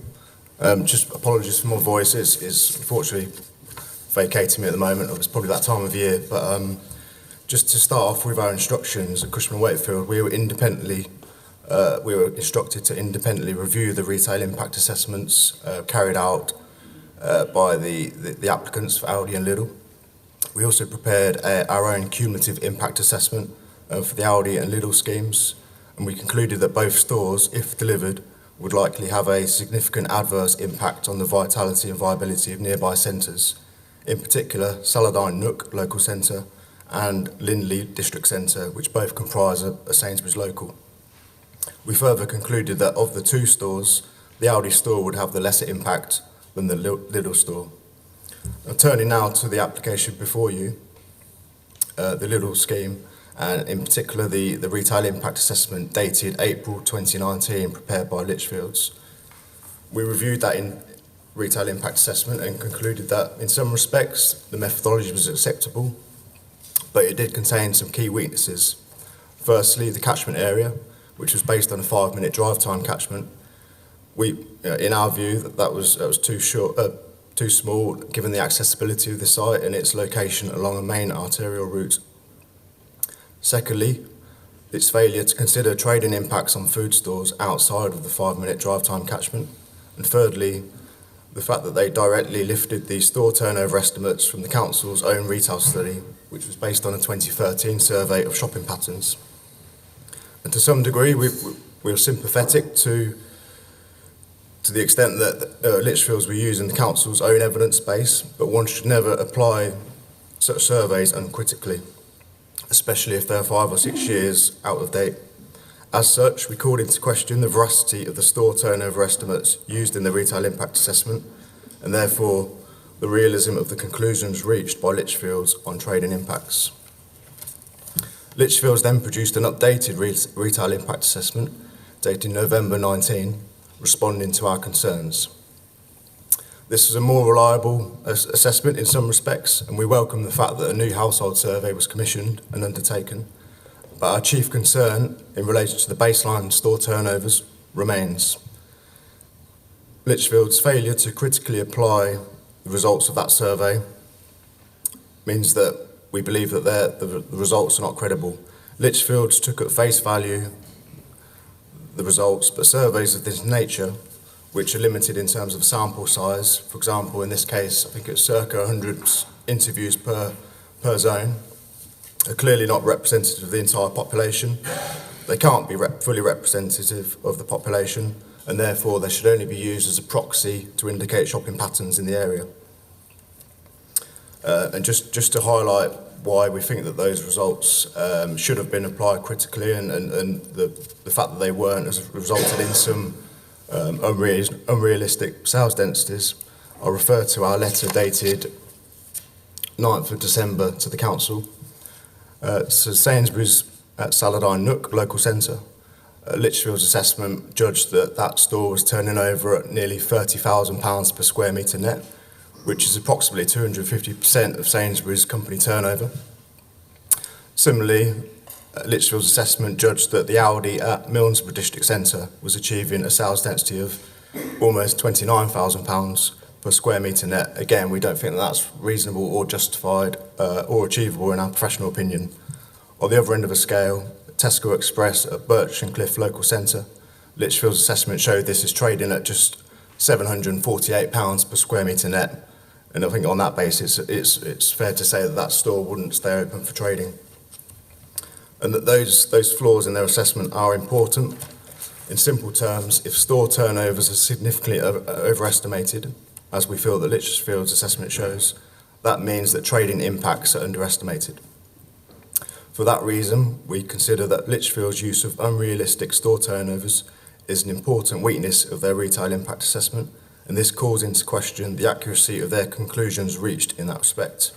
It is therefore our professional opinion that they have failed to demonstrate that the impact test has been passed, and that impact test in particular is NPPF paragraph 89B. Thank you, and I'm happy to take any questions. Turning next to the principle of a non-residential use on a housing allocation.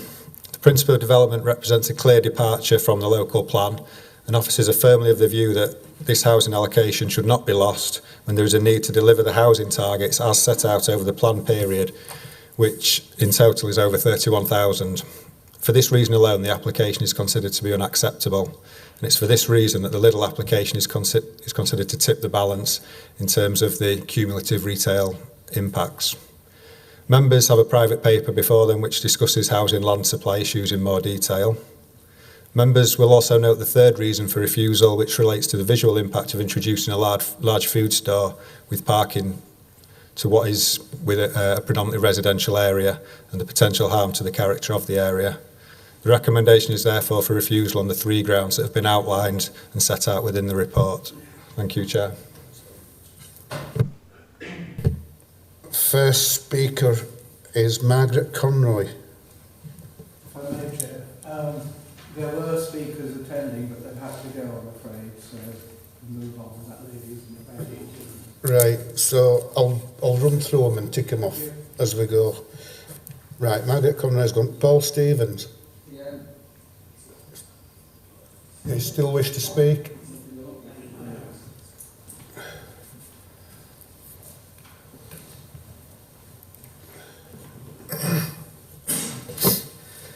Thank you. I've got. I'll come up from 3 points. First, I've got a business in the Saladin Shopping Centre, and I take note of what Lidl made comments on earlier, and he would say that, wouldn't he? As he's got a national plan to try and expand overall Lidl throughout the UK. Commercially, as far as the centre, I've been there for 10 years. I've lived in the area just off Lawn Road, which is about 200 yards away, for 15 years. I think a development like this, with two developments, I've got no objections as per the officers to the Aldi site. I think a Lidl, where it is planned, is just plain daft, because you've got a school straight opposite. I've just been home and come back down as quickly as I could. It's taken me 45 minutes. Coming back into town, the traffic was already queuing from the zebra crossing just near to the schools, and it was queuing up and past the Salandine shopping centre. Any additional cars at peak times will cause problems, especially with no traffic management system in place outside of the little store. So the highways impact there would be considerable, especially when the kids are coming out, and especially then at peak time through the Marsh corridor when traffic is trying to come down from the motorway. I think that would create additional safety issues, especially with the schools. So as it's designated for housing, it would seem to me that to put the housing there where the people and the residents from those homes have got a good supermarket nearby, and should they want the competition and should they want to go to the Aldi site, then that's within a quarter of a mile. So it seems common sense that if we want to play the competitive card, then that's a good place to put it. From a residential point of view, I think overall the traffic management issues in and around the Moorhill Road junction is already dangerous. We had another accident involving an older person last week, and that person was hospitalised. So unless that whole section of road is looked at, which would take considerable funds, then I think again putting the Lidl where it is could potentially be a dangerous move. In terms of the politics, my door to the shop is always open. I hear what people are saying, and most people just want the cheaper veg, and they can get that at Aldi and good veg. And in terms of what they're saying, they just think it's too much competition. It takes a whole lot away from the surface, and gradually when you take that away from the surface, one of the three are going to become uncompetitive. There are a lot of other services in Salandine Shopping Centre which I think we need to safeguard. Thank you. I probably pronounced this wrong. Daniel Margaglio? Not here. No. Gary Pearce? Not here. No. Nigel Cousin?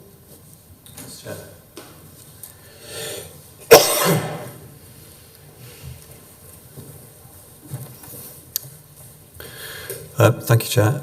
My name is Nigel Cusson. I'm from Pegasus Group. We're acting for the Bullard brothers in relation to the objecting to the proposal. Our clients are the owners of the Salandine Nook local centre, and they wish to strongly object to the application due to its retail impact. The local centre provides important local shops for nearby residents visiting on foot and by public and private transport. It's a significant concern that the impact of this proposal will undermine this very important local service. Our objection letters have set out our concerns over the potential significant impact which the new supermarket will have on the centre, including the Sainsbury's store. This likely impact will detrimentally affect the prospects for future investment in the centre. We disagree with the applicant's suggestion that the effect of the new store will be limited due to it being a discount operator with a narrow range of goods. It is clear that the store will provide both top-up and weekly shopping services. Such stores have a high likelihood of affecting the trade of existing shops. In addition, information which the applicant has provided since the previous planning committee has not allayed our significant concerns. We've queried the extent of the catchment area adopted by the applicant in the revised assessment, and the applicant's assessment overstates the turnover of the existing stores at Salandine Nook. This turnover has been derived from the findings of the applicant's recent survey, and those findings were adopted by the applicant with very little critical analysis.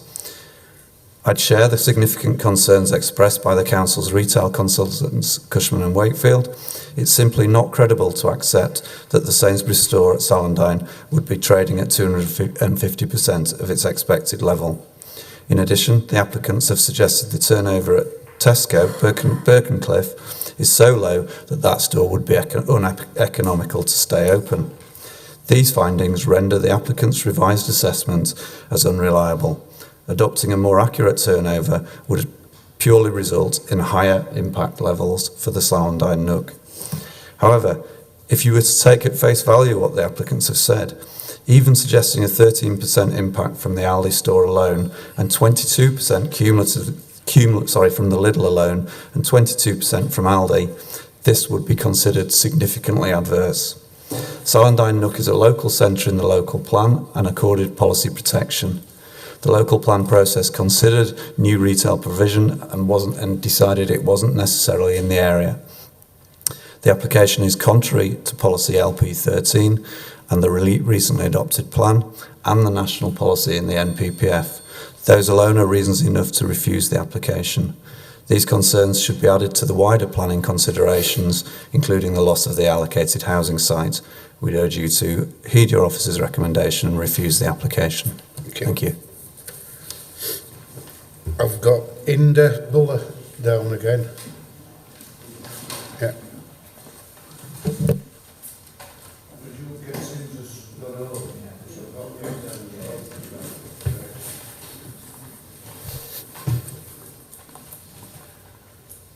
Hello. I'm on behalf of the landlords and the tenants and customers, as you know. The last time a local resident spoke supporting the Lidl application, who lives opposite the proposed Lidl site, said that Lidl had to let him park, allowed him to let him park their car there once they're open. If my centre offered value for those signing the petition, then Lidl and its supporters would rightly be furious and would definitely object to that. I've been reliably informed that when Lidl applied for the Home First store and got their permission, nearby residents were told that they would be provided parking on site. They could park their cars. Indeed, Lidl said that we would do road improvements and provide on-site, on main road parking and improve lighting, etc., street lighting. In the end, within a month of them opening, they reneged on that promise and they carried out none of the improvements. If some of the spaces are to be used by nearby residents, then surely they can't be complying with the number of car park spaces that they're saying that they will be providing. This person is also accused of scaremongering. This is not correct. Anyone clearly reading the words on our posters and talking to the canvassers who were informed of all the possible side effects the new developments could have, were all informed, and everybody made an informed decision. Indeed, even the 3 local councillors checked on this and said that everything was above board. We have spent over £13,500 trying to fight this application. If we were just scaremongering, we wouldn't waste that kind of money. Nobody does that. It shows you how seriously we're taking this, how genuinely we are on the effect that it would have on the shopping centre. I would ask the council, which response is greater and more valid? Is it the numerous pre-written letters that Lidl sent out, just asking for people to agree to it and not asking for their general comments about it, or the one where somebody has actually turned up on site, has discussed it with the canvassers, asked their queries, and then agreed to sign? The Lidl letters deliberately omitted mentioning how much the loss was going to be to the Sallandine shopping centre and what the effect would be on the shopping centre. I believe that since those letters came in, we started our petitioning, and since then many people who have been made aware of the pitfalls of going ahead with the Lidl have changed their minds and have agreed to sign the petition. Sorry. Just to say about the... oh, gosh. Okay, thank you.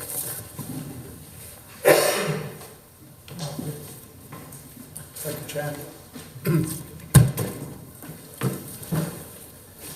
I'm here objecting to the application on behalf of Buller Brothers, the owners of the Sallandine Centre, particularly regarding the proposed loss of an allocated housing site.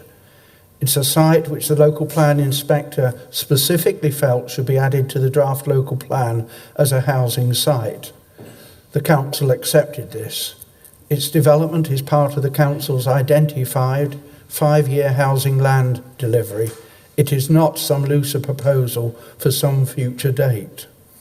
It has no risk of flooding. As noted by officers at paragraph 1010 of their report, there is a shortfall in meeting the overall housing supply requirement in the local plan. Therefore, all housing sites, including this, make an important contribution. Further, there is no technical reason why the site cannot be developed for housing. Permission for such was awaiting the signing of a Section 106 agreement when the application was withdrawn. The applicants state that there is no realistic prospect of the site coming forward for residential use, as they own the land and have no intention of developing it for housing. I'm sure Lidl will look to sell the site if and when you refuse the application and any subsequent appeal is dismissed. It is important when you make your decision on this application that you give full consideration to government advice at paragraph 12 of the MPPF, i.e. the development plan, in this case the local plan adopted earlier this year, is the starting point for decision making. Where a planning application conflicts with an up-to-date development plan, permission should not usually be granted. I quote from the NPPF, "Local planning authorities may take decisions that depart from an up-to-date development plan, but only if material considerations in a particular case indicate that the plan should not be followed. In this case, the application proposal is in clear conflict with the local plan, where the allocation is considered to be entirely appropriate. Further, other considerations of impact on local centres, which other speakers have addressed, as well as impact on visual amenity, reinforce the argument that the application should be refused. You have approved the Aldi application. Officers advised that the cumulative impact on local centres of both stores would be unacceptable. On that basis, this application should be refused. I urge you to accept the officer recommendation. Thank you, Chair. Amanda Holmes.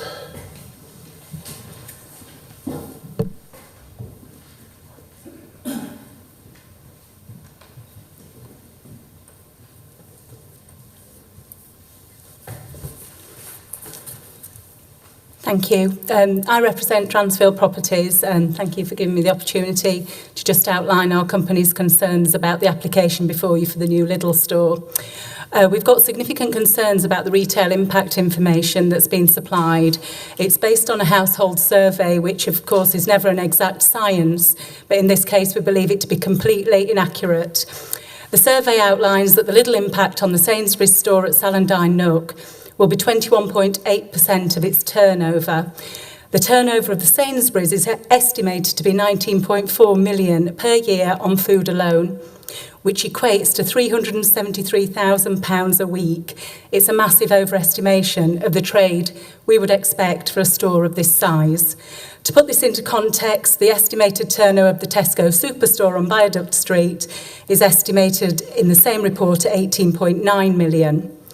This store has a net food sales space of 3,200 square metres compared to the 600 square metres at the Salandine Nook Sainsbury's. These figures in the report suggest that a store which is more than 5 times larger has a lower turnover on food than the Sainsbury's store. Our own knowledge of working in the retail industry for more than 30 years has given us a good understanding of what our food retailers would expect to take, and these figures really have been exaggerated. A turnover of 373,000 per week is a typical turnover of a larger 3,000 to 3,500 square metre net sales food store. And it's not credible for a store which is, at the end of the day, a convenience store and a fraction of that size. If a more realistic figure is adopted, it would show that the level of impact on the Sainsbury's would be considerable.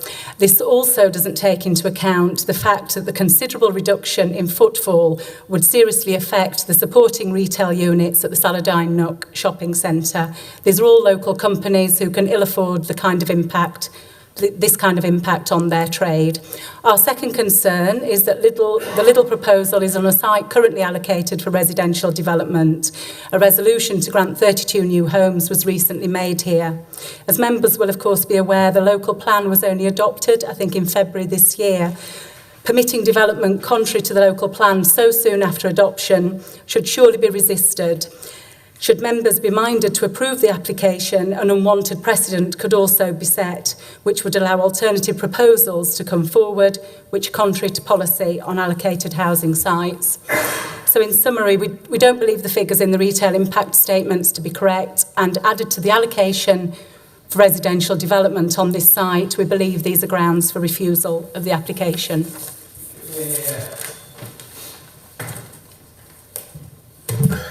Finally, Jonathan Wallace.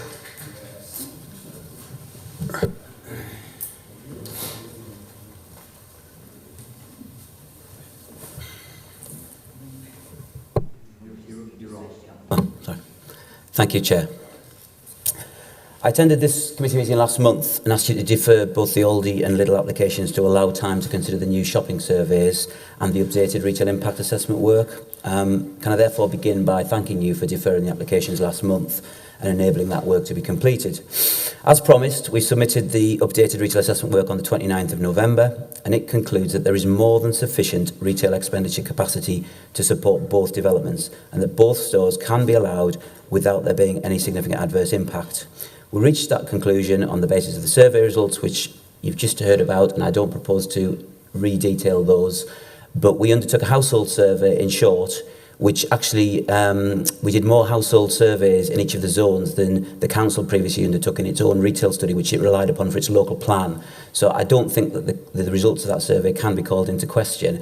I think inconveniently, what the survey results identified was that the stores in this local area are trading very, very strongly, and that there isn't actually evidence which supports the views that you've heard already this afternoon.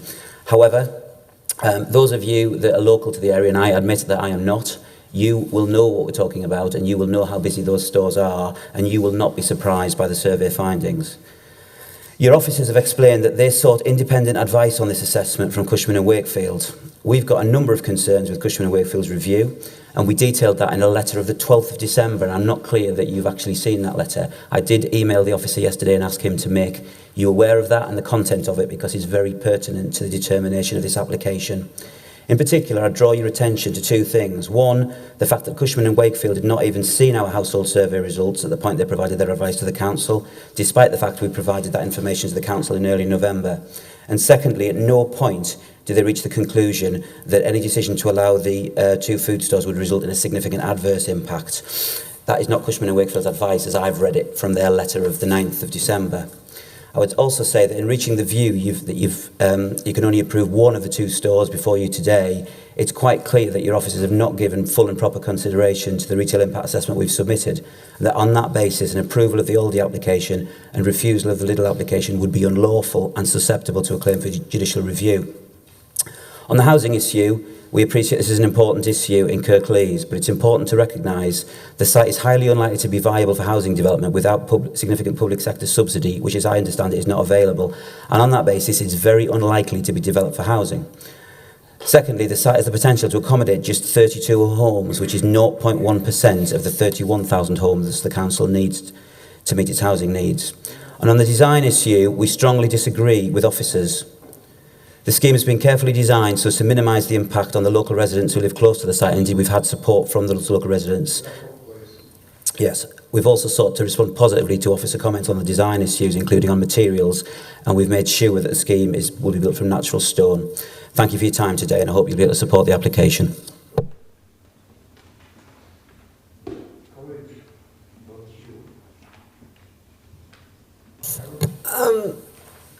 I'm not clear about the private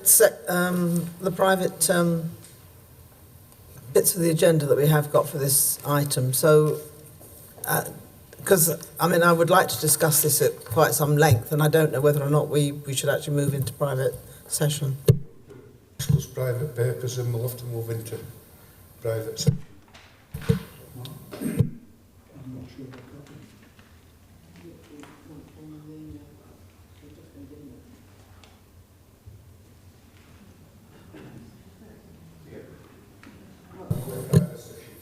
First.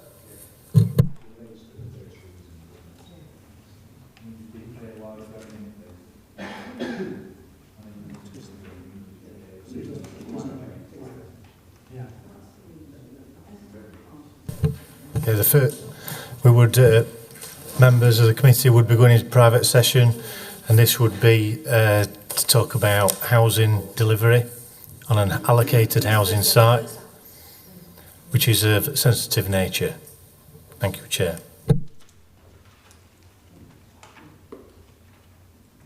So we're going into private session? Yeah, okay.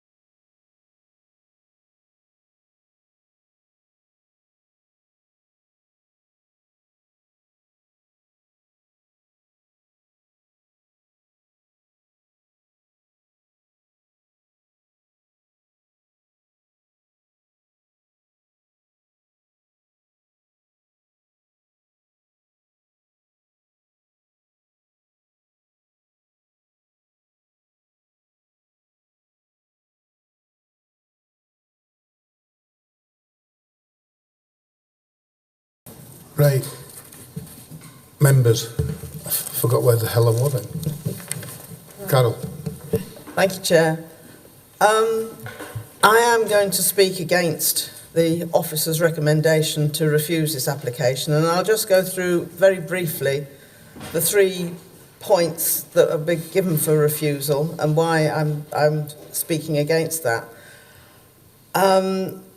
I'll go back to front 3. The site lies within a predominantly residential area. That's true.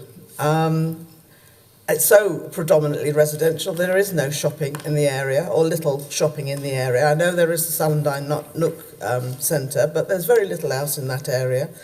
It is the main road into Huddersfield from the motorway, and it's not in the middle of an urban residential area. It needs to be broken up by things other than houses. Housing is not the best suited road for housing anyway, to have houses right on that busy main road. So I am not worried about, I cannot agree that it would harm visual amenity or in any shape or form. Secondly, the significant adverse impact on the vitality of the existing local centres.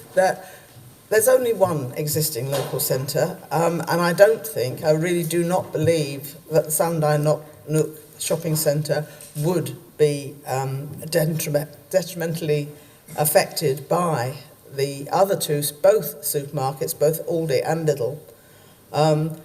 There's a significant reason for people to go to the Salandine Nook shopping centre, be it because they want to go to Sainsbury's as opposed to Aldi or Lidl, because of all the other services that are available there as well. It's limited as to what it can't expand particularly anymore anyway, because there is housing on all 3 sides of it, plus the main road.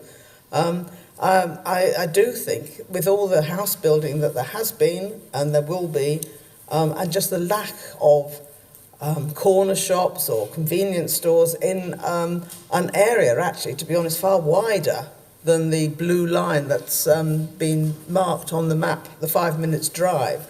I think there's such a dearth of shops in that area that both Lidl's and Aldi are required. So that just then comes to the last reason that's been suggested for a refusal, and that's the housing allocation. I can say it is only 32 houses that it's been suggested can be built on this site.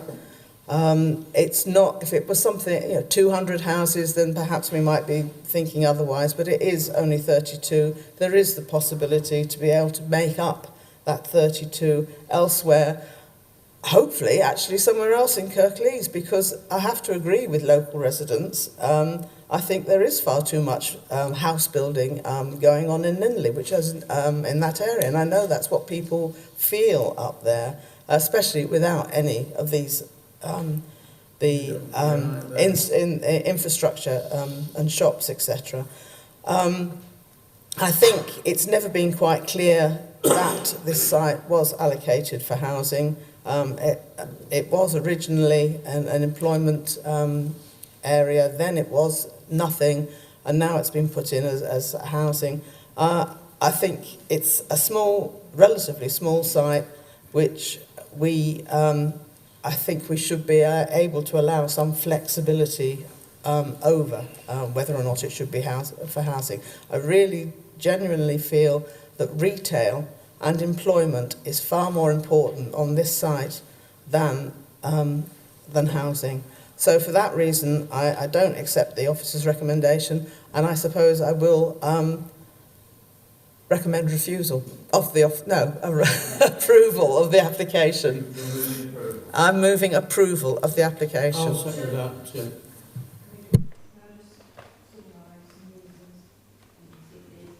You've said. So you're saying for reason, I'll go in the order of the thing. So for reason number 1, you're saying that I don't know, the percentage was 0.1%, but anyway, it's 32 houses. You don't think that is a sufficiently large number of houses, and its loss wouldn't prejudice the council's ability to deliver housing growth required over the lifetime of the plan, so it wouldn't that loss wouldn't prejudice it. Reason 2, you are persuaded that there wouldn't be a significant adverse impact on the vitality of the local centre. And number 3, you are of the view that it would not be wouldn't harm visual amenity in the area. Right. Andrew. Thank you, Chair. I would like to move the officer's recommendation because I strongly believe that it is important that we don't, at this stage in our local plan, lose housing sites of whatever size. I think it's sending the wrong message, and I certainly support 2 of the reasons for refusal. The first one, obviously, because it is a housing site.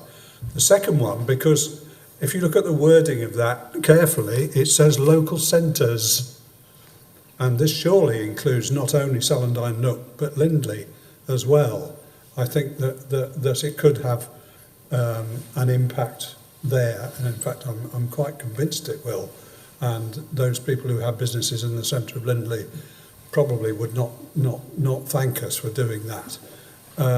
So I'm not quite sure about the visual impact, but I'll let that ride. I think that that it's probably a good idea to leave that where it is. So I will move approval of the officer's recommendation. Anybody seconding that?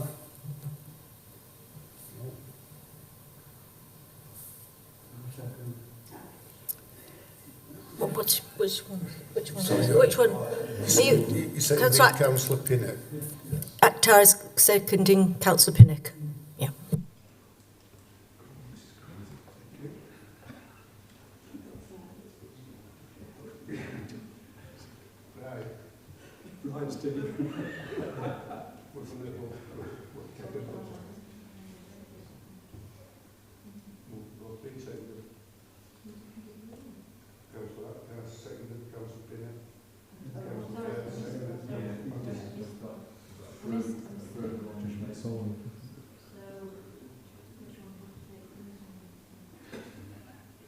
We'll take the one to go with Councillor Pattison and Councillor so there. Third one to approve. Approve a new supermarket and not go for housing. Yes, you're going to go. You're proposing approval and the reasons as I set out earlier for those reasons. Okay. So those in favour of show. Against. Abstain. Abstain.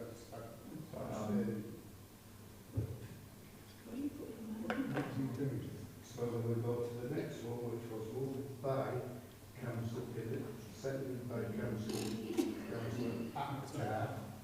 Approve officer's recommendation. Approve officer's recommendation. Officer's recommendation is to refuse. Yeah. So it's short. 3 against 2. Applications refused.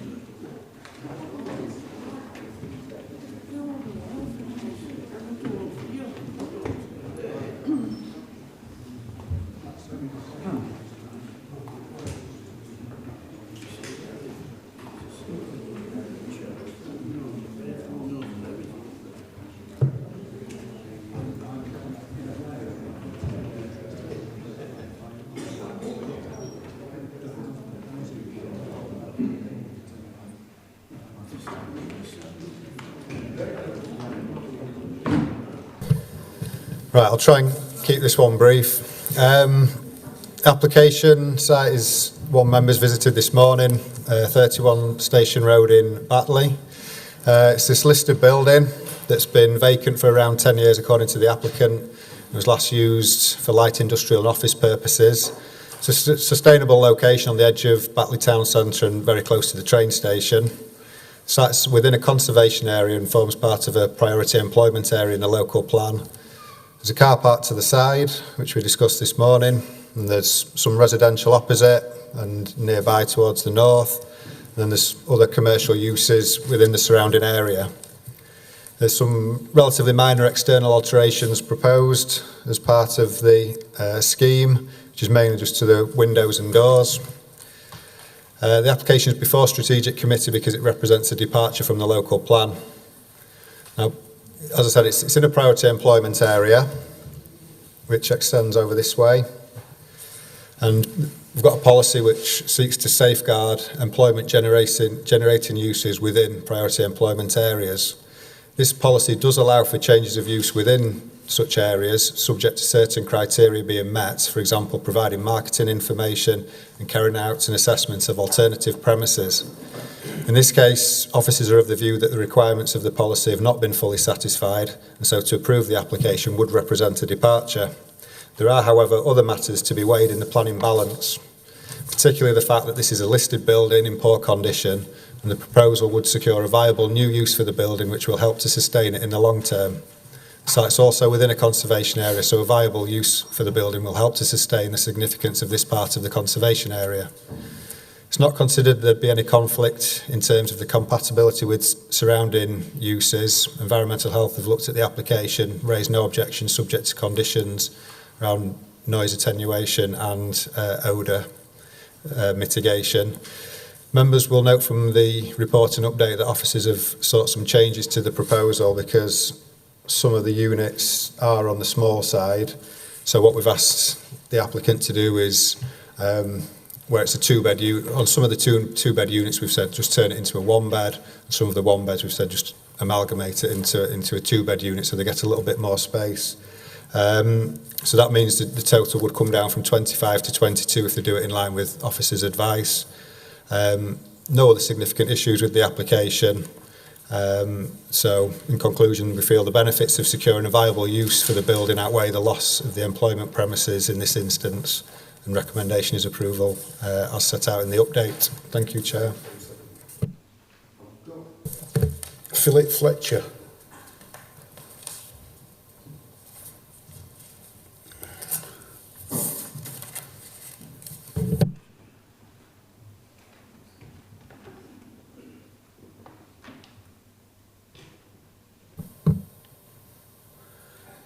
Good evening.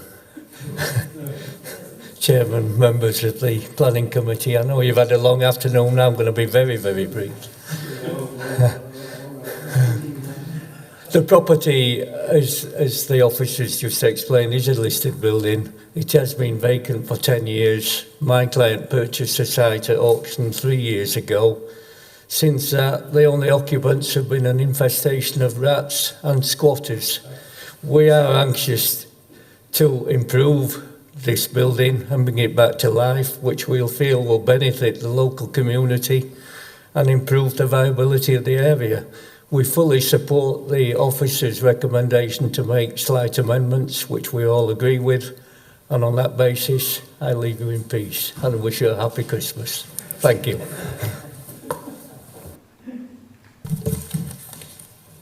Colleagues, Councillor Pinnock. Thank you, Chair. I'd like to move the officer's recommendation on this because I think it's a wonderful building that could do with being brought back to life. It's in an ideal location, and if there are any other vacant buildings on Station Road in Batley, maybe the same thing could be done with them because Sorry. Chairman, are you Oh, you tried to put me off. All right. Right. But anyway, I'll shut up. Right. So It's been moved by Councillor Pinnock, seconded by Councillor Firth. Glad it was, because I was going to move it. Anyway, those in favour, please show. Thank you. 5-0. Thank you. Application's approved.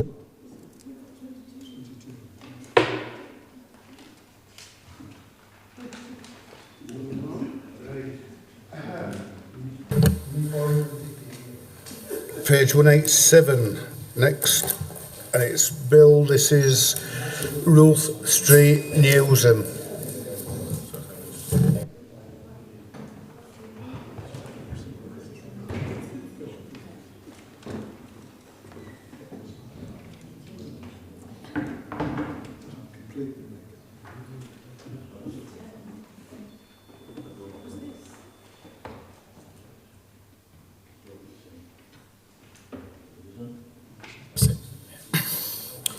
Hi. Thanks, members. It's a good evening again. I'm Bill Toppin. I've been dealing with this application site, as has my colleague Nigel Hunston. There are 3 applications that all relate to Newsham Mills. They're all interlinked and cannot be delivered without the other. So we propose to take the 3 as part of one presentation, if that's okay with you. Yeah. Background, I was Newsham Mills.